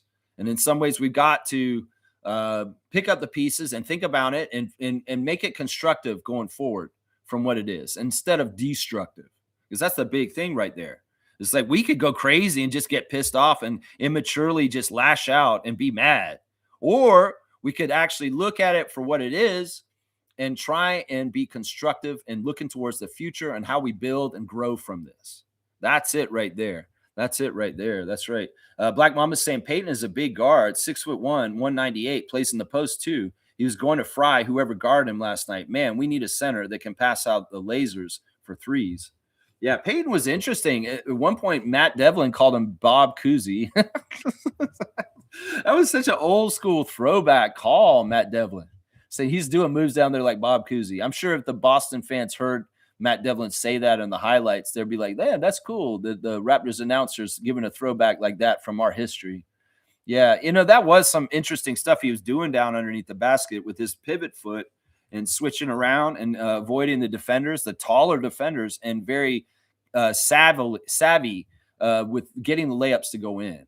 Yeah, he is very high level with that, because he's also he's giving his pivot foot really well, but also blocking with his body in certain ways and the rim to make sure that he gets the shot in with like guys like Brandon and Scotty around. That's tough. That's tough. Mamu, stuff like that. Kareem saying this: imagine being 6'1", an undersized guard who can blow by you and then post you up in the paint. Pritchard, in fact, the leprechaun the Boston Celtics admire. There you go. I mean, he does kind of look like a leprechaun. Yeah, I mean, if he dressed up like Lucky at the game, you may think that he could do undercover boss. They could switch for the day. Lucky, the mascot, goes and dresses in Peyton Pritchard's jersey, and Peyton Pritchard goes out on the court, and he's the mascot for the night, dancing around like a leprechaun. You wouldn't even notice. You'd be like, yeah, that's Lucky. It's kind of crazy, man. It's funny. G saying this, can one player just make it difficult for Pritchard, even hitting him hard like Keita did Scotty? I didn't particularly like that, but also that was a message. We won't make it easy for you. Pritchard proves that being small can be an advantage if used properly. Low, crafty dribble, our players could get low enough to guard. Yeah, but you also see how in the first half, Scotty absolutely stifled and smothered him, and he didn't do jack shit hardly in the first half. When Scotty was guarding him, he stopped him. He was the right combination of just enough quickness to stay in between him and the basket and also be super tall, and he's not shooting over him. It actually was super effective. But that's the trade-off. You're taking your biggest big out to guard the smallest guy, and then Keita and Garza are going crazy behind him. But yeah, Scotty, that was cool. I liked it because I wanted to see if he could do it, and he could. He tied up Peyton in the beginning of the game. He did not let him do jack shit. But alas, can you leave Scotty on him for the whole entire game? No, not really. In some ways, what you do is you try and tie up Peyton early, make sure he doesn't get off to a good start, and hope he just never gets going at all in the game. But if you have to go away from him because Garza's killing you on the offensive boards, you got to go help people board, and then Peyton starts hitting his shots in the second half. It's kind of like that's how it went down. Kareem saying this: I want Darko to get pissed off at the podium one day, not blast the players, but just blast effort and not being able to win. Sometimes coaches need to hang on, it jumped ahead. Let me make sure I get to that comment. Sometimes coaches need to spark their players, not glaze after a loss. Well, once again, as I say, Bobby lives on the moon. We don't know what it's like living on the moon. Darko knows his team better in the locker room and where they're at mentally and what they're trying to do. In some ways, the Raptors did work their ass off in certain ways last night. They just weren't successful. And if Darko comes at them with that kind of energy, that may be more detrimental than actually helpful. So he's kind of gauging, as a coach does, where his team is emotionally or physically or in their mentally. And he maybe thought it wasn't the spot. Because, once again, it's one thing to come on the press and show your face to the press and what they're going to write about. And it's one thing to go and ream them out behind the closed doors of the locker room. So maybe you don't see this in our face when he goes up there. And in some ways, maybe he's doing damage control for the team to not get come after by Michael Grange and all those jokers. He comes out there and he said, no, they did great on this, because they directs them to write about that maybe, instead of coming up there and going after them. Now, he's done this. It's not like he's never done this. He's come out there and he has gone off on the team at the podium. And he's done it when it's justified. But maybe it's not the right time. Because think about this. These guys have to get on a plane after this game. They are barely getting any sleep. And then sometimes a morale boost is not their coach throwing them under the bus in the press conference. This is actually smart by Darko, because they need to have spirits high because they're coming in to play the Nets tonight. So, I mean, he will do this. It's not that he won't ever do this. It's not that he's just always passively always, oh, they're great, even when they're so shitty. No, he'll do this, but he picks his spots. And don't be naive to think that he doesn't do this behind the scenes after the game. In fact, he took a long time before he came into the podium to talk to the press. He did not come in there very quickly. He was in with the team for about 10, 15 minutes after the game ended. And I'm pretty sure he had a lot of choice things to say to them privately that we will never know what he said. And that's the difference right there, Kareem. The face he's showing us. Think about Raptors fan nation. Think about the joker that Michael Grange is. I'm glad he's showing up for them and not throwing them under the bus publicly, because that is not going to help things. That'll probably make things spiral into more toxic shit. So smart what Darko did there. You understand what I'm saying with this? I'm sure he went off on them, but it's not for us to see or hear, right? Let's see. Black Mama's saying this. Refs are tired of players being bitches. Refs rank players, and shitty players be acting up the most. This creates late fast whistles. I think this is pretty good. It was comforting knowing that each night I'm coming out in the same uniform still. There you go. It's comforting knowing that each night I'm coming out in the same uniform still. Okay. You know, I know this is true too. I think that somebody was talking about this in the podcast. Like, was it Fred and Kevin? Fred VanVleet and Kevin Durant? You know, the refs do reward hard work. The refs do like guys that are lunch pail guys. They will give them way more favor. That's why Scotty in some ways will get good calls, because they can see how hard he works. That's just the default all NBA players should have. If you're lazy, if you're kind of a prima donna because you have a lot of talent, but you don't work hard, the refs aren't usually on your side. But there's also the whole side of the refs where they get league narratives from Adam Silver in the head office that this is a golden boy. And, you know, this guy's getting fouled. Definitely give him the foul shots, because we want to amp him up and promote him more on a higher stage. And if his stats look better because you're handing him 10 free throw attempts a game, you know, that'll boost his stats and we can market him more. There is an aspect to that too. So, but yeah, Black Mama's right. If the refs are sick of people complaining, and when they have no just way to complain, I get that. They're sick of people flopping. They're sick of people kind of trying to be cheap. You know, they really are like basketball fans themselves. Why would they do what they're doing? And they respect the same kind of things the fans would respect: hard work, effort, putting in the time, and excellence. They will do things for those people. And yeah, they have their people that they don't like and they do like. There's definitely favorites and people they don't like in the league. And there are grudges. That Chris Paul, Scott Foster shit is exactly true. That shit is for real. There are grudges. That's right. Good Game saying this: Celtics wanted it more. That's true. That's absolutely true. They were outboxing the team all night. My frustration with last night was effort. Yeah. Yeah, we can go with that. We can go with that. And in some ways, like I said, that you gets back to your young core and you don't understand exactly how much you've got to bring on a given night when you're playing the Celtics, and they're going to come and bring that much against you, and they want it that much more. That's a lesson for young players. You can show up and be kind of naive to this, and then all of a sudden you get smacked in the face and you realize something. That's right. That's right. Kaz is with KT. Cool. G saying this: they didn't go inside more because Garza and Keita made it difficult. We were soft, not trying to be mean, but soft and nice. Well, that's what I'm saying. I wanted Scott to go in the fire. If the fire scared you, if you didn't like some of the hits you were taking from them, hitting you in the face, I get it. In some ways, that is a natural like reaction. It's like, I don't want to go in there and get hit around. You know what I'm saying? But sometimes you have to. just to be the man, just to be the alpha, just to be the guy who's the king of the court for that night. In some ways, that's a battle to be won down there. The 3-point battle is one battle, but the rebounds and the post position and being the big dog on the court battle is an important battle too. And Garza won that one in some ways against Scott, and I don't like that. It shouldn't have been like that. Black Mama's saying Pritchard is a defensive assignment. The only way we win last night is to leave Scotty on him all night and keep the man from the nail. My man, quick. Yeah. I mean, man, it's tough. I don't think we could have afforded to do that with Yak out. If we had Yak in there and he was holding it down behind him, we could have done that the whole game. But at a certain point, the boards were a huge problem, and we needed Scotty all hands on deck coming down to help. And then Peyton started going off then. I think that's really the storyline last night right there. Yeah. Isaac saying this, bench needs to attack the damn net, especially when we are short forwards who are also undersized. They need to hit their open shots. These motherfuckers get wide open threes. There were like 4 of these guys that got wide open threes and didn't hit any of them. Whether it was Manuel, Oshai, Grady, Walter. Walter did hit a couple threes to his credit. But, Battle, these guys, none of them are hitting open threes. And that's a no-go for us to be able to win, especially if Scotty's shying away from going to the low post and carrying us down there. We can get what Brandon's doing, but that's it. And that's not enough. That's not enough.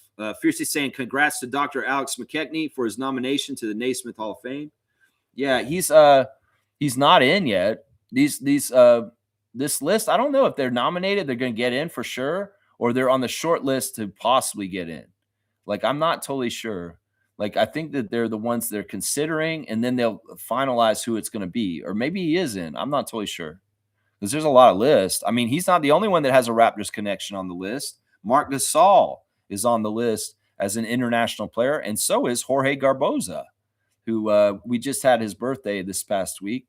So those guys are both involved. And also former Raptor Sean Marion is in the nominees list also. So that's pretty interesting. So we've got quite a few Raptors connections in this Hall of Fame nominee class. Now, are they all just in? Am I just stupid? Yeah, they're in, Lex. They're in. Oh, wow. So we'll have Gasol and Garboza and Marion and McKechnie, all Raptors connected going into the Hall of Fame this year?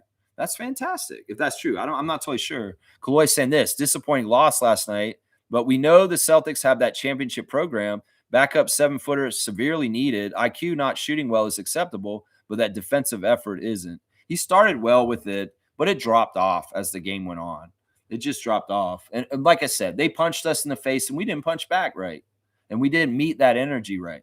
That's part of it. That's right. IQ on to the next one. That's right. And I'm sure Raptors Nation, Raptors Reddit, Raptors Twitter, all kinds of places are going crazy with all kinds of out-of-pocket toxic shit. I'm just saying, man. Let's see. Fiercely saying it wasn't the shoes for who's that? It wasn't the shoes for RJ's, Lex. They were not on the other pictures. It all has to do with PR and social media clickbait. I think that he's trying to tell us, because look, this is the way I would look at it with RJ.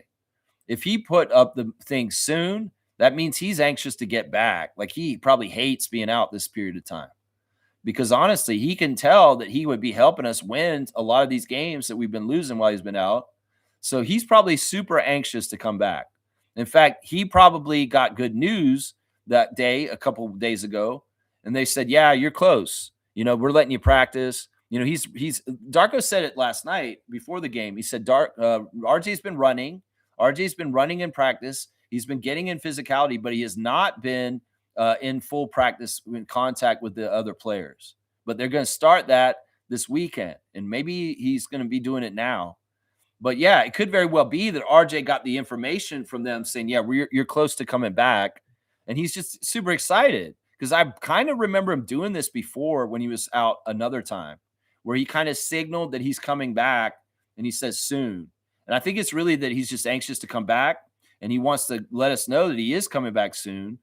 But it's not exactly totally up to him when he does get cleared to come out there. I bet you if RJ was up to RJ, he would have been back from Milwaukee.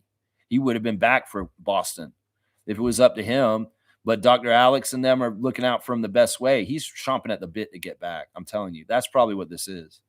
And maybe he's a little early to say soon because they're not totally giving him the green light to get out there yet. I think that's what it is right there. I think that's what it is. It's like DZ saying, damn, no, yak means no chance. That's tough. But what I see beneath the surface is the lack of a point guard, not a shooter masquerading as one. We take the next step with a proper point guard, in my opinion. Get better soon, yak. What's your take on the Fred interview on on Hello and Welcome? He alluded to the point that if they traded one guy, they may have retained Scotty, Fred, Pascal, and OG would be better off. Interesting perspective. That's not what he said exactly, but I'll answer that in a question in the order that you put out there. Yeah, we've seen this pattern since Yak was reacquired by the Raptors. His absence, we lose way often because we lack a certain presence at the center, rebounding and defense-wise. This is the same song. That's why part of this is so frustrating to Raptors Nation. Is Bobby, you know this. We've seen this over and over again. No center means more losing. And that's why we want to back up big. You need to add somebody. That's why we need this. And we need Jakob too. And people are thinking, oh, we need to get rid of Jakob because he's never there or he's always hurt. That's bullshit. This man, when he's there, he's absolutely dependable. And honestly, I get it why you're frustrated with him missing game and us losing. But this is a tired ass thing. I mean, we were talking about this kind of shit 2 years ago when we reacquired Yak and he missed stretches. And we realized how much we are a detriment to try and win without our center in the game. And that was definitely the case last night for sure. Now, you're talking about the point guard issue. You know, I don't want to give up on it quickly in any kind of way. I want to let him get this. I want him to figure it out. And maybe this is one of the tough, hard games where he looked really bad and he's going to figure this out. You know, if he can pivot into being more distributor in some ways and find his shots in the flow of the game, kind of like RJ, that might be better. That might be better. Like, it's tough because a combo guard, a position like him, he's not a traditional player. That's for sure. And in some ways, it's a tough tightrope. He's got a balance between his own production and helping them. Because in some ways, look, Emmanuel may have been playing more in the balanced way last night, and he didn't go to his more offensive spot, and that's part of the reason why he shot so bad. I don't know. In some ways, he's got to find the right mindset and the right show up to the game to try and do whatever is needed in the instance in the game. And if it means being, like we said yesterday, a Jason Kidd, more like point guard, where he's trying to do triple-double stuff with assists, rebounds, and scoring. I mean, I'd be happy if Emmanuel did this. If Emmanuel averaged a 10-10-10 triple-double. I don't even want him to score 20. If he could just chip in double digits from 10 to 15 and get like 10 assists every game and maybe close to 10 rebounds every game, I would be perfectly happy with that kind of output. Now, his assists need to be way more than turnovers, and he can score way more if he's hot on that night and he just goes crazy. But he needs a baseline of at least 10 to 15 points, about 10 assists every game. He needs to get to 10 because that's a sign that he's looking for other guys. And if he's flirting with 10 rebounds, like getting 6-7 rebounds a game, I'm happy with what he's doing. And he's not that far from that in the game last night. It's just he didn't make any points. So in some ways, he played pretty good for the most part. He had a plus minus. It's just that he shot so horrible. That's it. So, I mean, I get what you're saying. I think that true point guard is Jamal Shed. And, well, we have that look off the bench. So I don't know if we lack this. And let's see. All right, what's my take on Fred's interview on Hello and Welcome? He alluded. Now, what he said, and let's not get this twisted. This is exactly what he said about this. He said that the ownership was changing and that they didn't want to invest big contracts into the old guard from before. You can think about it this way. If the old ownership was the championship, the build up to the championship, and then the post-championship stuff with Siakam and Anunoby and Fred, the new ownership was Rodgers. Rodgers is coming in, and they have a vision for what they want to do. They got this great top 4 draft pick in Scotty Barnes, and he's obviously the guy they're going to build around. And Fred could see it already early on because he's a smart guy, and he recognizes patterns, and he has foresight.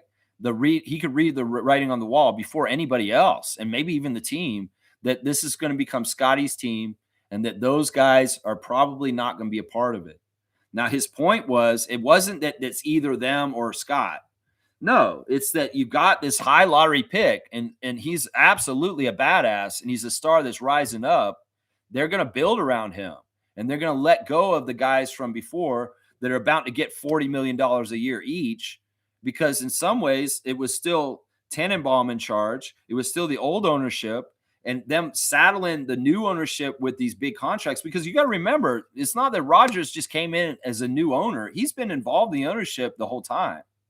And he, inside the ownership, could be voting against re-signing OG, Pascal, and Fred, because he's like, I'm going to be taking over, and this is going to be a new team, and I'm in charge. And we are not going to put new contracts on Siakam, Anunoby, and Fred. We're going to let them go, and we're building around Scott. That could have been the person who decided that, was Rodgers, because it's not like he just showed up the first day after he bought it this summer. No, he's been around the team pretty much like for decades. And in some ways, he's had a voice in the boardroom and talking about the decisions with the big money on the team this whole time. So Fred is all he's doing on Hello and Welcome is declaring like this is the way it was. They had a new young stud out of the lottery that they wanted to build the future into as the franchise player. And that those old guys from the time before were just going to have to go somewhere else. It wasn't a choice of either those three guys or Scotty. That's not what Fred said. It's that the ownership had decided Scotty's a franchise player. We're building around him. And these other guys we're not going to invest in their next contract because we want to build around Scott and we want to have players that come around with Scott coming up. And that's what we've done. So that's the whole thing. If you heard that as saying, oh, we had a choice between the two, no, we didn't. Because Rodgers was about to take over and he was sitting in that boardroom the whole time. And he was the one who was probably saying, you are not going to re-sign Siakam. You're not, because I'm about to own this team and I'm going to be in charge and I want a fresh slate and I want to build this team around Scott. That's what Fred said as far as what I heard in my ear. It wasn't anything about retaining those guys. I don't think that was ever on the table. Now, Masai, from his standpoint, being the president and Bobby Webster as the GM, was they gave Siakam and Anunoby and Fred a lot of time to try and make it work with that talent, even with Yak back, and it didn't work still. That half year with Darko, with Dennis, it didn't work still, and they had to blow it up at that point. But Masai wanted to honor those guys from the championship and really give them a good chance. But in some ways, it was all fucked up on the down low because the writing was on the wall. Fred's too smart. He can realize it. And in some ways, they all checked out in the last year and a half they played for the Raptors because they knew they were on their way out. And then by the time Dennis and Darko came in, it's like, what's the point? We know we're going to get traded halfway through the season. And that's why this is so mystifyingly bad with Anunoby, Pascal, and Fred. Fred had already gone. He'd already gone that summer. So that's really how it all went down, guys. With more of the information from Fred recently and what he's been saying, I can piece it together and understand this is how it went. There was no route where we would have kept those guys. There's no route. And it's basically because Rodgers was owning our team. And if you guys want to get mad at Rodgers and Keith Pelly for it, go ahead. That's who you should. It wasn't anything to do with Bobby and Masai. If they had their way, they might have invested in those guys and went forward. But the ownership group was changing, and the ownership was in charge of big money. And that's it right there. Kenny's here. He's saying, I'm still what is Kenny saying? I'm still not over the disaster that was the Boston game. Yeah, it's tough. I'm trying to do some healing with us here today. G's saying this. All I know is this shows that RJ start watching haters that intangibles matters. What? All I know is this shows the RJ stat watching haters. Oh, okay. That's what you said. That intangibles matter. RJ is tough and wears opponents down with his size and strength, even if his defensive footwork isn't perfect. His defense is way better this year.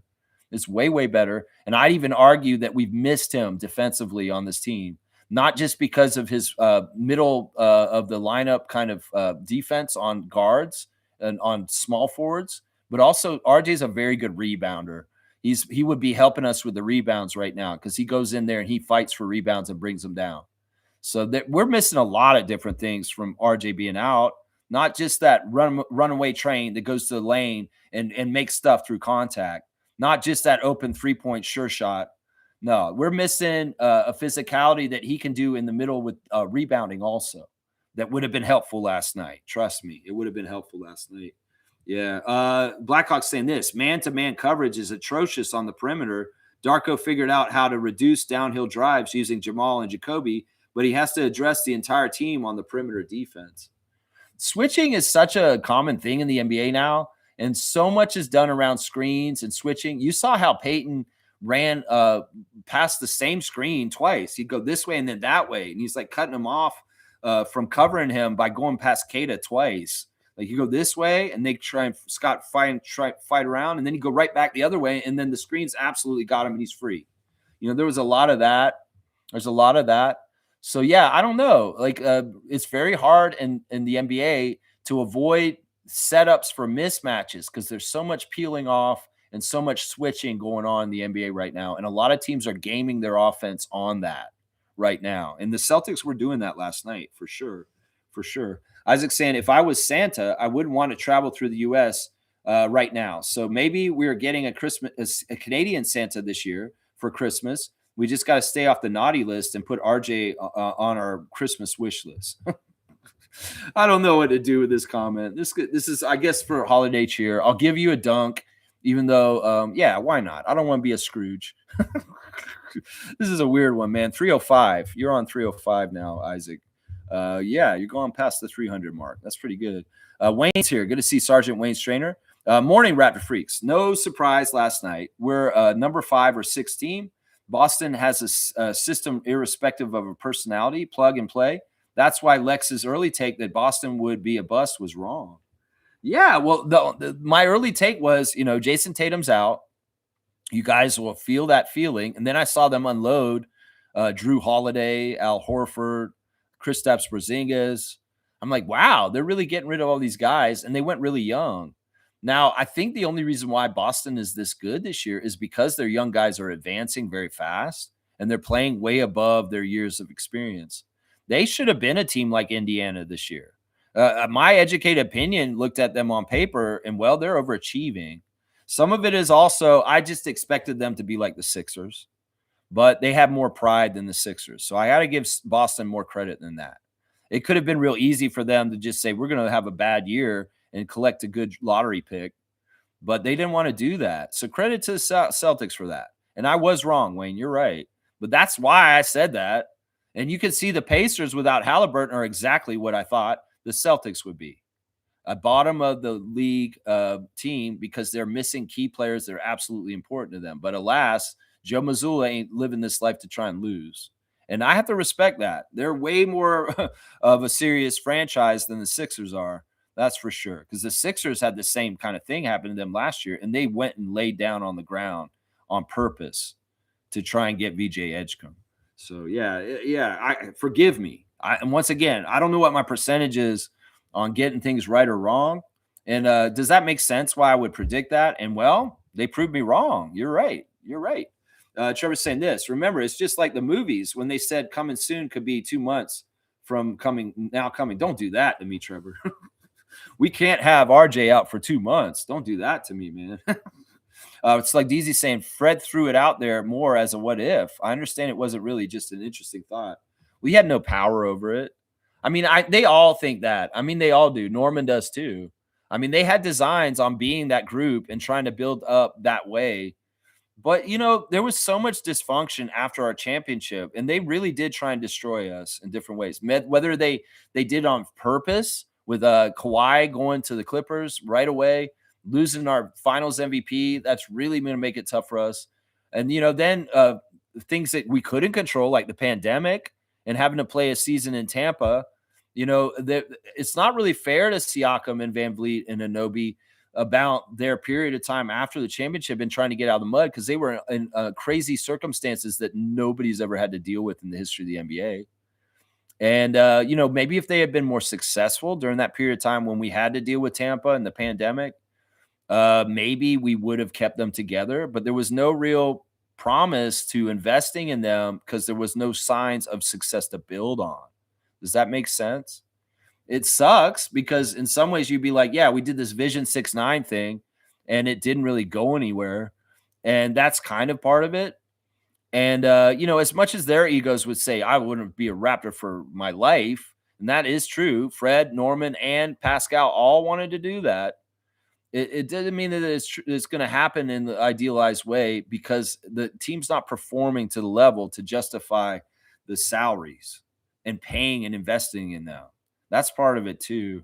So as much as the players from their perspective would have loved that and they dream about that reality in that alternate universe, the reality of this world is that they didn't do the things right in that time. It was success to get invested into. That's just the truth.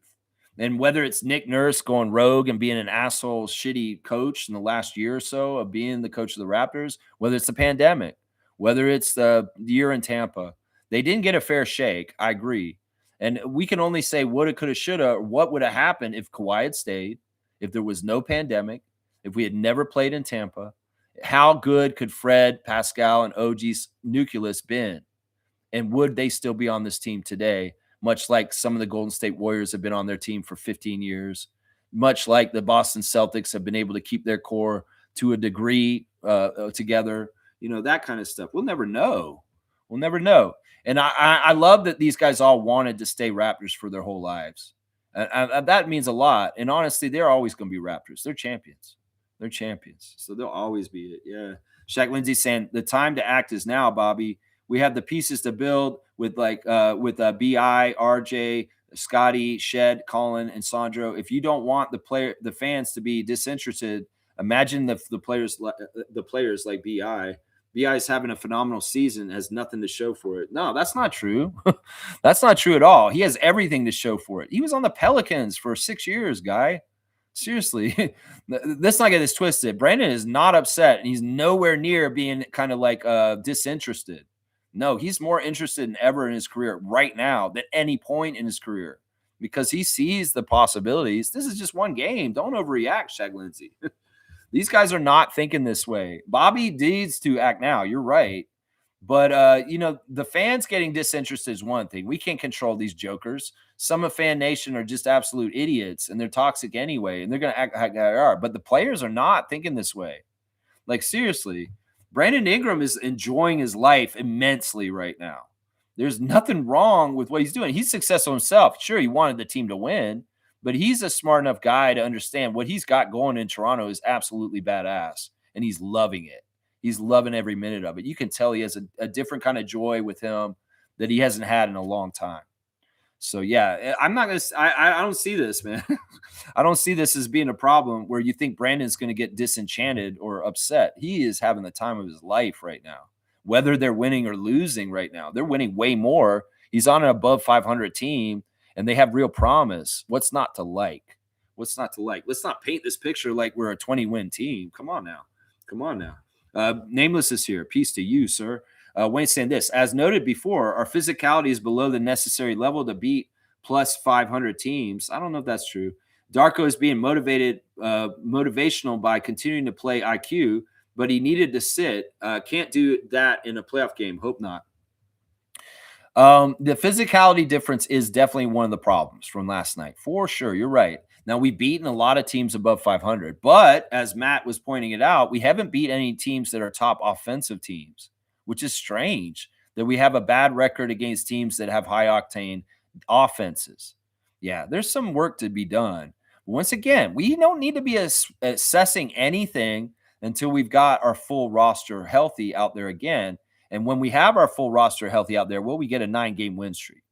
So Jakob, RJ, come back, and then Raptors Nation, start assessing us then.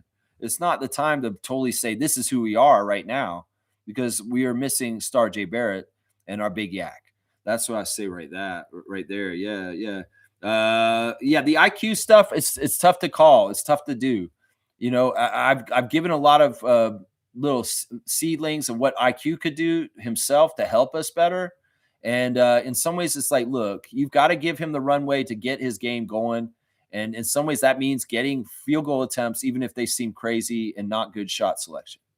So it's a weird thing with IQ. We just go game by game. And hopefully he has a bounce back game today against the Nets where he's absolutely dominant, gets a huge amount of points, and we absolutely kick the Nets' ass today. But trust me, it's a trap game. They're trying to trap us, and Scott Foster's presence being there is a symbol of it right there. It's like DZ saying, don't forget to vote for Scotty and Brandon. Let's get both of them in. Yeah, and vote for Chris Paul too. Vote for Chris Paul for All-Star. Do it just for funny stuff. Kaloy saying this: we may have a winning season so far, but it really is still an exploratory season. Yeah, finding out which players will lead us to a championship. Fans should be patient. Yeah, we are kind of exploring which ones we want to invest in soon. And, Baji, Dick, Walter, Shed, Colin Murray Boyles, these are all guys that, in some ways, even though there are players, we can't keep all of them. And there are some of them that we want to keep and some of them we don't. And we're kind of looking through it all. And we're going to make decisions on this stuff. Some of it very soon. Watch. Some of it very soon. Yeah, Wayne's saying this, as Lex rightly states, don't get it twisted. We are doing well. We're in the top 6. Exactly. I mean, gauge it against us last year. Like they put that graphic up. We won our 17th game last year at the end of February, guys. Last year, we didn't win 17 games until after the All-Star break. So, yeah, we're doing all right. So let's keep the perspective on the right tip. Yeah, we lost a disappointing game to the Celtics that we could have won for sure. And I'm pissed about that too. But let's keep the bigger picture in the correct lens and seeing what we're doing right now. Shaq Lindsay saying, watching Boston last night made me scratch my head. Why our guards don't get set picks? Why we continue to play players that are struggling, and why our guards don't crash the boards? Well, it's a lot of it's just learning. Like I said, these guys are young. There's a greenness to them. They have to ripen as players and be more savvy and understand exactly what it takes. Scotty was the same way when he was younger. He didn't know exactly what it took to win in the NBA right away. And he had to see what it was and how hard it was. And then he understood. There was many interviews where Scotty came after the game and said, it's hard to win the NBA. It's hard to win in the NBA. You remember those? Because he's learning that. And, well, there's a lot of young guys on the team, younger than him at this point, that need to learn that lesson also, that it's hard to win the NBA. And if you want to stay in the NBA and you want to be successful, you're going to have to do better. That's it. That's it right there. That's it right there. Yeah, Fiercely saying all-star voting. Let's go. And Trevor J saying we're still learning how to fly and how to win and beat good teams. It will happen, but it's going to take time to get there. We are still a top 5 team in the East. I think we're still a top 4 team. It's just we got to get healthy. We get healthy, it'll change a lot of things. All right, let me go and check on my tabs real quick. Instagram, we got Jared Roden's nice dog. I guess the dog's in France. The little baby. Oh, it's this little baby. That dog's so cute, Jared Roden's dog. And there he is with some of his favorite girls out on the street. Let's see. Mercedes, Sandro's girlfriend, is giving us a lesson about the Scotiabank Arena sign outside the arena. And she's saying, did you know when the Scotiabank Arena sign is blue, the Maple Leafs are playing in the arena that night? And when the Scotiabank Arena sign is red, the Raptors are playing there. And if it's a mix of colors, it's a concert. She was just putting that out on her Instagram to teach everybody. That's pretty cool. Let's see. Who else do we got on the Instagram? We got Grady Dick coming into the game in the hallway. And there's some action shots of him in there battling, making a little layup, loop-the-loop, reverse in the game last night. It's too bad you didn't make any of your threes, is what I'm saying. He's also wearing Kansas Jayhawk shoes. He's got the Rock Chalk Jayhawk blue shoes with the Kansas Jayhawk symbol on the back of it. That's pretty cool. I like that. Fred VanVleet is posting a picture of Reed Shepherd and also Kevin Durant doing his shimmy. It looks like Kevin's really happy. I'm kind of happy about this, that Kevin Durant's on a team that can contend and it's not toxic and he can try and do things. So this is good. I'm actually really happy that things with the Rockets are working out and that some of my 50-50 questioning of whether it's going to work or not, well, it seems like it's going to work, Lex. And that Kevin Durant is a great player for the Rockets. And, well, they'll be even better if Fred's back in time to help them in a playoff run. That's right. They'll be even better then. That's for sure. Fred's also posting the Chicago Bears locker room with the coach going crazy because I guess the Bears won their NFL game yesterday. Let's see. Coco Wade's got his son on the road with him. He's got a traveling soldier is what he's calling him. Oshai brought his daughter to the game last night for the first time ever. Valley Abaji came to the game as a newborn baby and was at the game last night. And there's Oshai holding the baby. They said Oshai was playing more confidently last night on the broadcast. Well, maybe it's because the baby came and he's playing for a little Valley. So it's pretty cool. Pretty cool. All right, let's see what else. There's Andrew Jones posting for today's game, the game day. First of all, he's got the Winners Showcase semifinals is at 1 p.m. today in Orlando. And we know our refs. Agana Bazi will be the head ref. And yeah, it's gold versus 905. Grand Rapids Gold. We got to get that goal, beat them down today. Don't mess around, Jarkel Joyner and David Roddy. Get that win today. That's what I'm saying. Also, Andrew Jones, happy that the Philadelphia Eagles are going to be the NFC division champions of the NFC East. That's pretty cool. They clinched that yesterday, I guess. Let's see. Matt Devlin has got, he was getting ready for the game last night, and there's the TikTok with Kayla and Jack that they always do. That's right. Okay. It's interesting. Savannah Hamilton has got one of the WNBA players talking about how they have just stopped. They're on strike. The negotiations have not worked out with the owners, and they are going on strike. They're just saying, period. They're walking off. So the WNBA has gone to a place of a work stoppage and a strike with the players. The players went on strike, y'all, just so y'all know. So they're not getting any closer to fixing this. I'll tell you that right. I think it's Lloyd's birthday yesterday, guys. You know, I posted that Lloyd was saying, thank you, God, for another day. And then he posted it's his Kobe birthday. So happy 24th birthday, Lloyd. I guess it was your birthday yesterday, and you're in your Kobe year. So happy 24th birthday. Why not, Lloyd? Great, great friend of Scotty Barnes. That's right. Morris Peterson at the Michigan State Spartans game last night with his daughter, and it looks like they're having a good time. There's his son, too. Yeah, good stuff, Morris, supporting his alma mater. We love you, Morris. A great Iron Man for the Toronto Raptors. That's right. Let's see. Who else do we got in here? Norman Powell's out and somewhere looking at the Times Square. I guess that's a big, huge Christmas tree somewhere. I don't know what that is. And there you go. There's your Instagram stories for today. Do I dare go to Raptors Reddit? They're saying start shed, start shed, start shed. Somebody's saying that, start shed. Let's see. Raptors Digest guy crashed out last night, I guess. Ben Rogers went crazy. That's what happens here? Should I listen to Ben Rogers? I never listen to him anymore. It's crazy. Yeah, people are quoting how much Emmanuel makes, and now they're looking at how he played last night. Yeah, Raptors Reddit's kind of a dumpster fire. We don't even want to go there and look at all that. Seriously, it's pretty bad. Yeah, there's Kathika's stat of the day. Raptors are now 0-7 against top 10 offenses this season. They're one of 5 teams without a win against a top 10 offense, joining the Wizards, the Clippers, the Pacers, and the Hornets. Yeah, that's pretty bad. That's pretty bad. Y'all, if you have your fantasy teams, get your team set up. I took the lead over James yesterday by 100. Y'all this is the last day for the week in our Yahoo Fantasy League. So you need to get your team set up for today if you want to win your matchup before the end of today. Yeah. You want to win that matchup. That's right. That's right. Let's see what else you guys are saying in the chat. And I got the straight goods on Canadian goods. Real quick, y'all, the Raptors need to be tougher. And what's tougher than jerky? That's right, beef jerky. And I've got the McSweeney's Canadian beef jerky. This is 100% Canadian company. Don't buy no Jack Links. None of that Slim Jim crap. Get this. And I've got original and teriyaki flavors. These are Canadian beef jerky company. You'll be buying McSweeney's. You're supporting our country of Canada by buying a Canadian product made by Canadians, kept in Canada. All profits go to Canadians and make Canadian jobs. So do your part. If you like jerky, because it's good and it's tough, like we wish the Raptors would be, you can get beef jerky from McSweeney's, and I got the original and the teriyaki packages here, and I'll probably eat one of these during the game. So which one should I always ask you guys, I don't know, which one should I eat, the teriyaki or the original? Yeah, get that Canadian beef jerky. That's right. All right, let's see what else you guys are saying here. Shaq Lindsay saying the rebounding shouldn't be designated to just the bigs, especially when your center is out. I agree. Gang rebounding is important. It's very much employed very successfully by our Atlantic Division opponents, the Knicks and the Celtics. That is true.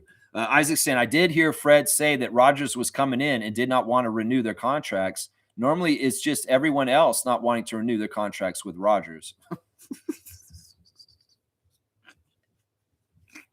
All right, Isaac. This one's good, man. This one's really good. This is a well-crafted joke. This is like the kind of joke that gets written by a Saturday Night Live writer or like a person who writes jokes for Jerry Seinfeld. All right, I have to give you more than just a regular dunk on this. I want to give you a 10. Man, I almost want to give you a 30, just like I gave Kareem. Where is Kareem right now? Oh, crap. You would take the lead if I do this. You know what? I think I will because this is really funny. All right, so you're 335. I gave you a 30 dunk right there because that's a times 10. I'm sorry, that's so good, man. I want to read this again. Just listen to this again. This is so good. Isaac said, I did hear Fred say that Rogers was coming in and did not want to renew their contracts. Normally, it's just everyone else not wanting to renew their contract with Rogers. Bravo. Bravo, man. This deserves a water break, man. I got to just sit on this for a second. This is so good. That's so good. Fuck you, Keith Belly. Yeah, that's so good, man. That's so good. Shaq Lindsay saying Bruce Brown versus KD. Okay. Okay. Did they have a fight? That's crazy. No, KD said something nice about Bruce Brown. They were talking about the Nets and how they were a mess. And Bruce Brown actually came in and helped them on the Nets for a little while. He had some nice things to say there. It's like Deezy saying we need a share the love club to celebrate how good Kayla Gray has been how good Kayla Gray's been looking this year. That's not actually why we do the share the love club. We don't do it on physical appearance. We'll do it on her broadcasting and stuff like that. Okay. All right. I mean, I'll keep this in mind for the future. We have not done Kayla Gray's. We've done Savannah Hamilton's. We've done Lindsey Dunn. But we haven't done all the sideline reporters. We're damn for sure not going to do Danielle Michaud. So Kayla Gray could probably get her share of the love club maybe next summer. Maybe, this off-season stuff that I do is not going to be in effect as much. There's going to be way less share the love clubs, way less trivia, way less Sunday reports because I'm going to be doing the WNBA in the summer next year. And I'll be doing previews and reactions like I do with their games, like I do with the Raptors. So the off-season schedule is going to be minimized.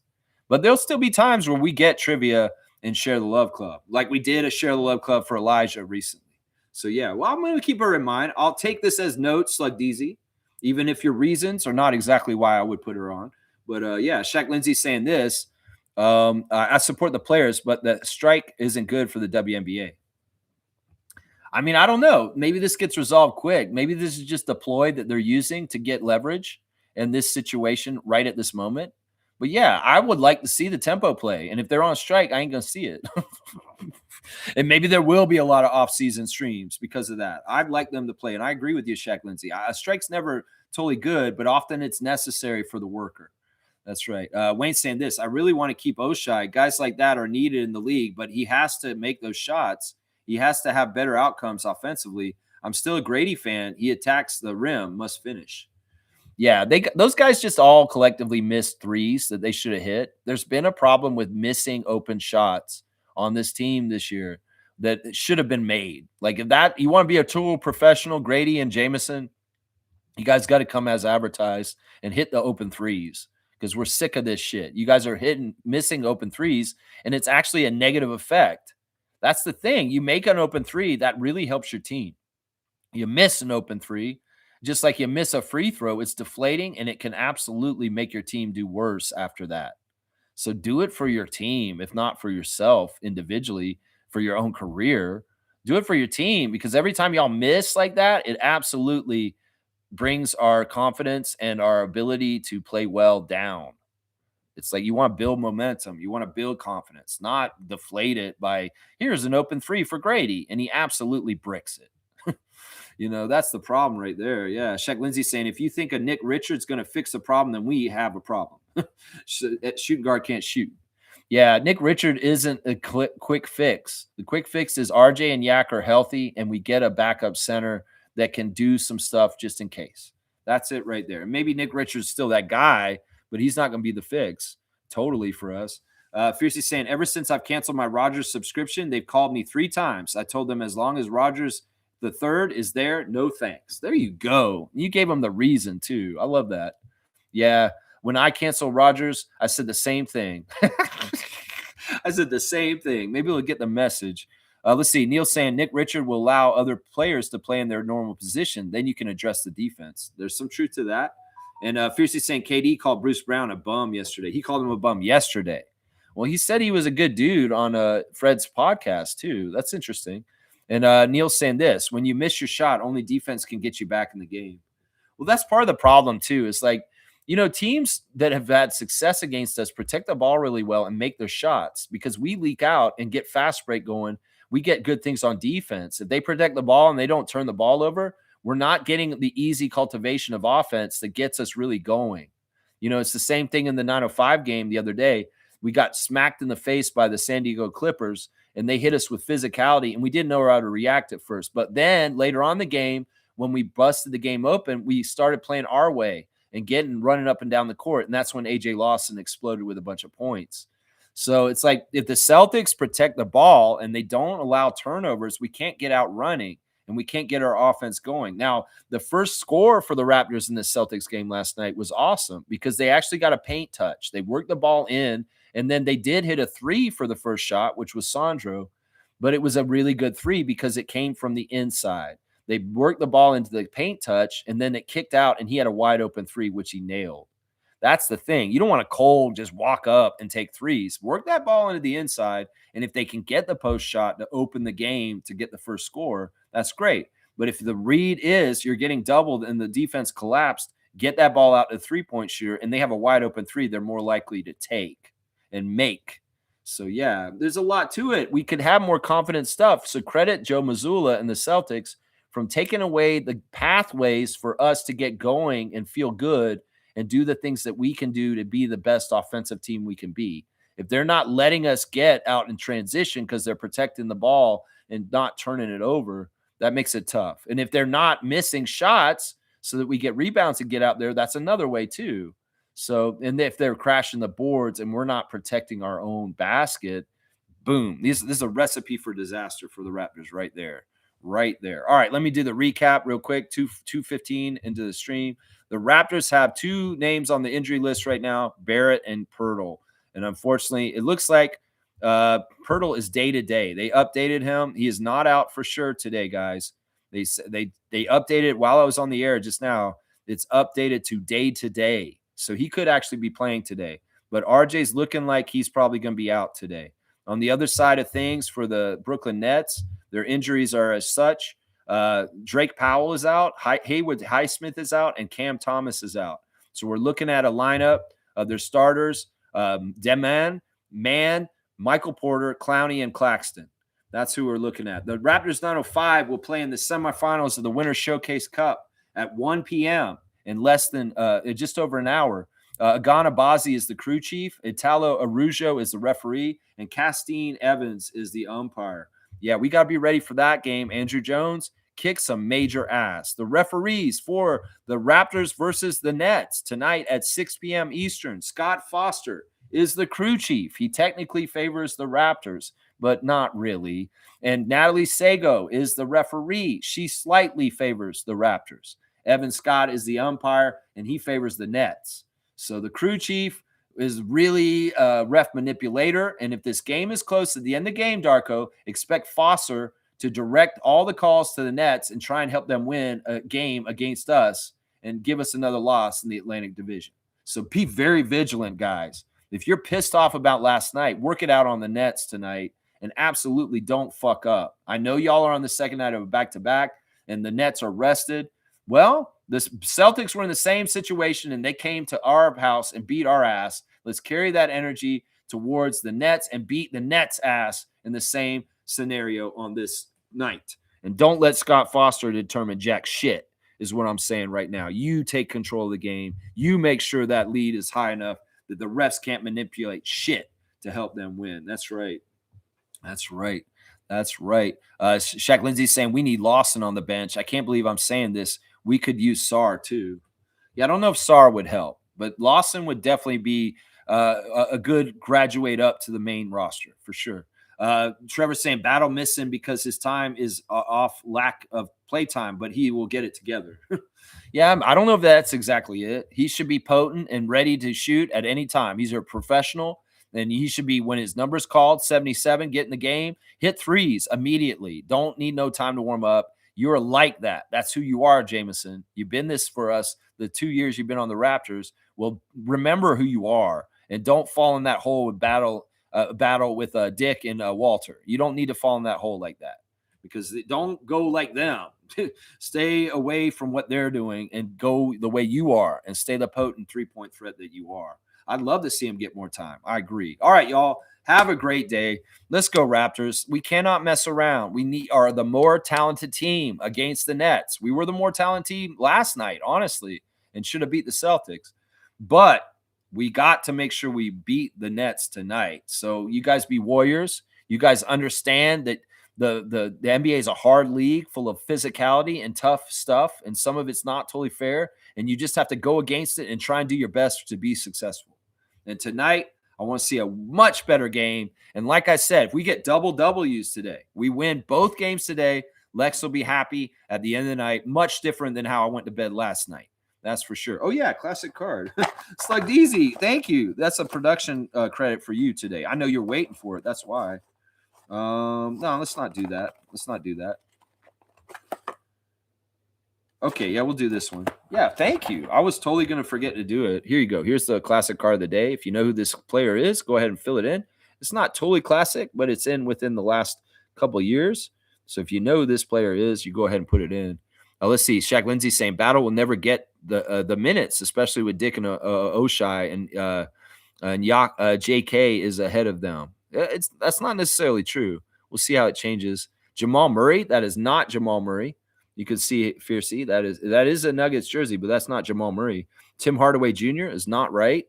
This is a smaller player. This guy's a guard. I believe I'll say this.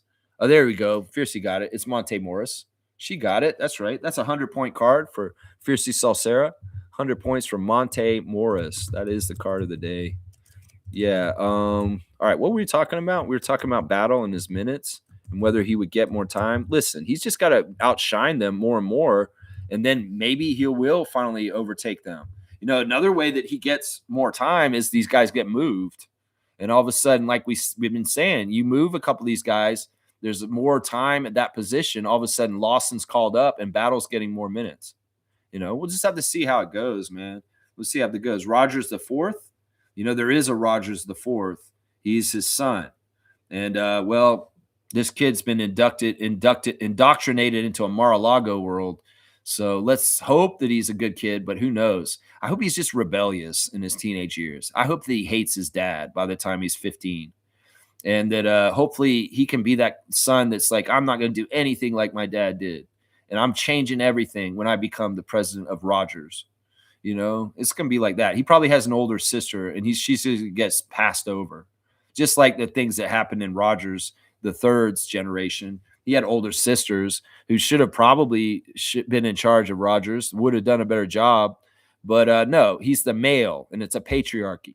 And in some ways, you know, he'll probably do the same thing with his children. Yeah, why'd you bring up Rogers the fourth? He is a person. He is real, but he's only like 7. Wayne saying this, I don't think we need any of these players we were talking about. Apart from a designated backup center, we make our open shots at least 50%. We're competitive. Make open shots. Exactly. I got Wayne. Wayne's a dunker right there. He's getting a dunk for this one. That's a word of those are words of reason. Those are astute acknowledgments of really what we need is that exactly 168. 168. I think Wayne's right on point with that one. Let's see. Good job, MJ and WStream W Community. Thank you, Kaz, and good luck on your fantasy matchup today. All right, y'all. I'll see y'all tomorrow with reactions to both the games. If you're going to be around, watch the G League game at 1 p.m. I'll be in the chat on YouTube, so you can talk to me then. All right, y'all. Have a fantastic Sunday. Let's get these W's, Raptors. Both teams. Let's go 905. Let's go Andrew Jones, and let's go Raptors. Save your face. Beat the Nets. You lost to the Celtics, and it looked like shit. So let's make up for that. Let's get this bad taste out of our mouths. This bullshit. I'm telling you right now. Shouldn't have never fucking lost last night. So make it up for us today, Raptors, tonight in Brooklyn. Beat their ass. Fuck Brooklyn. That's what I got to say.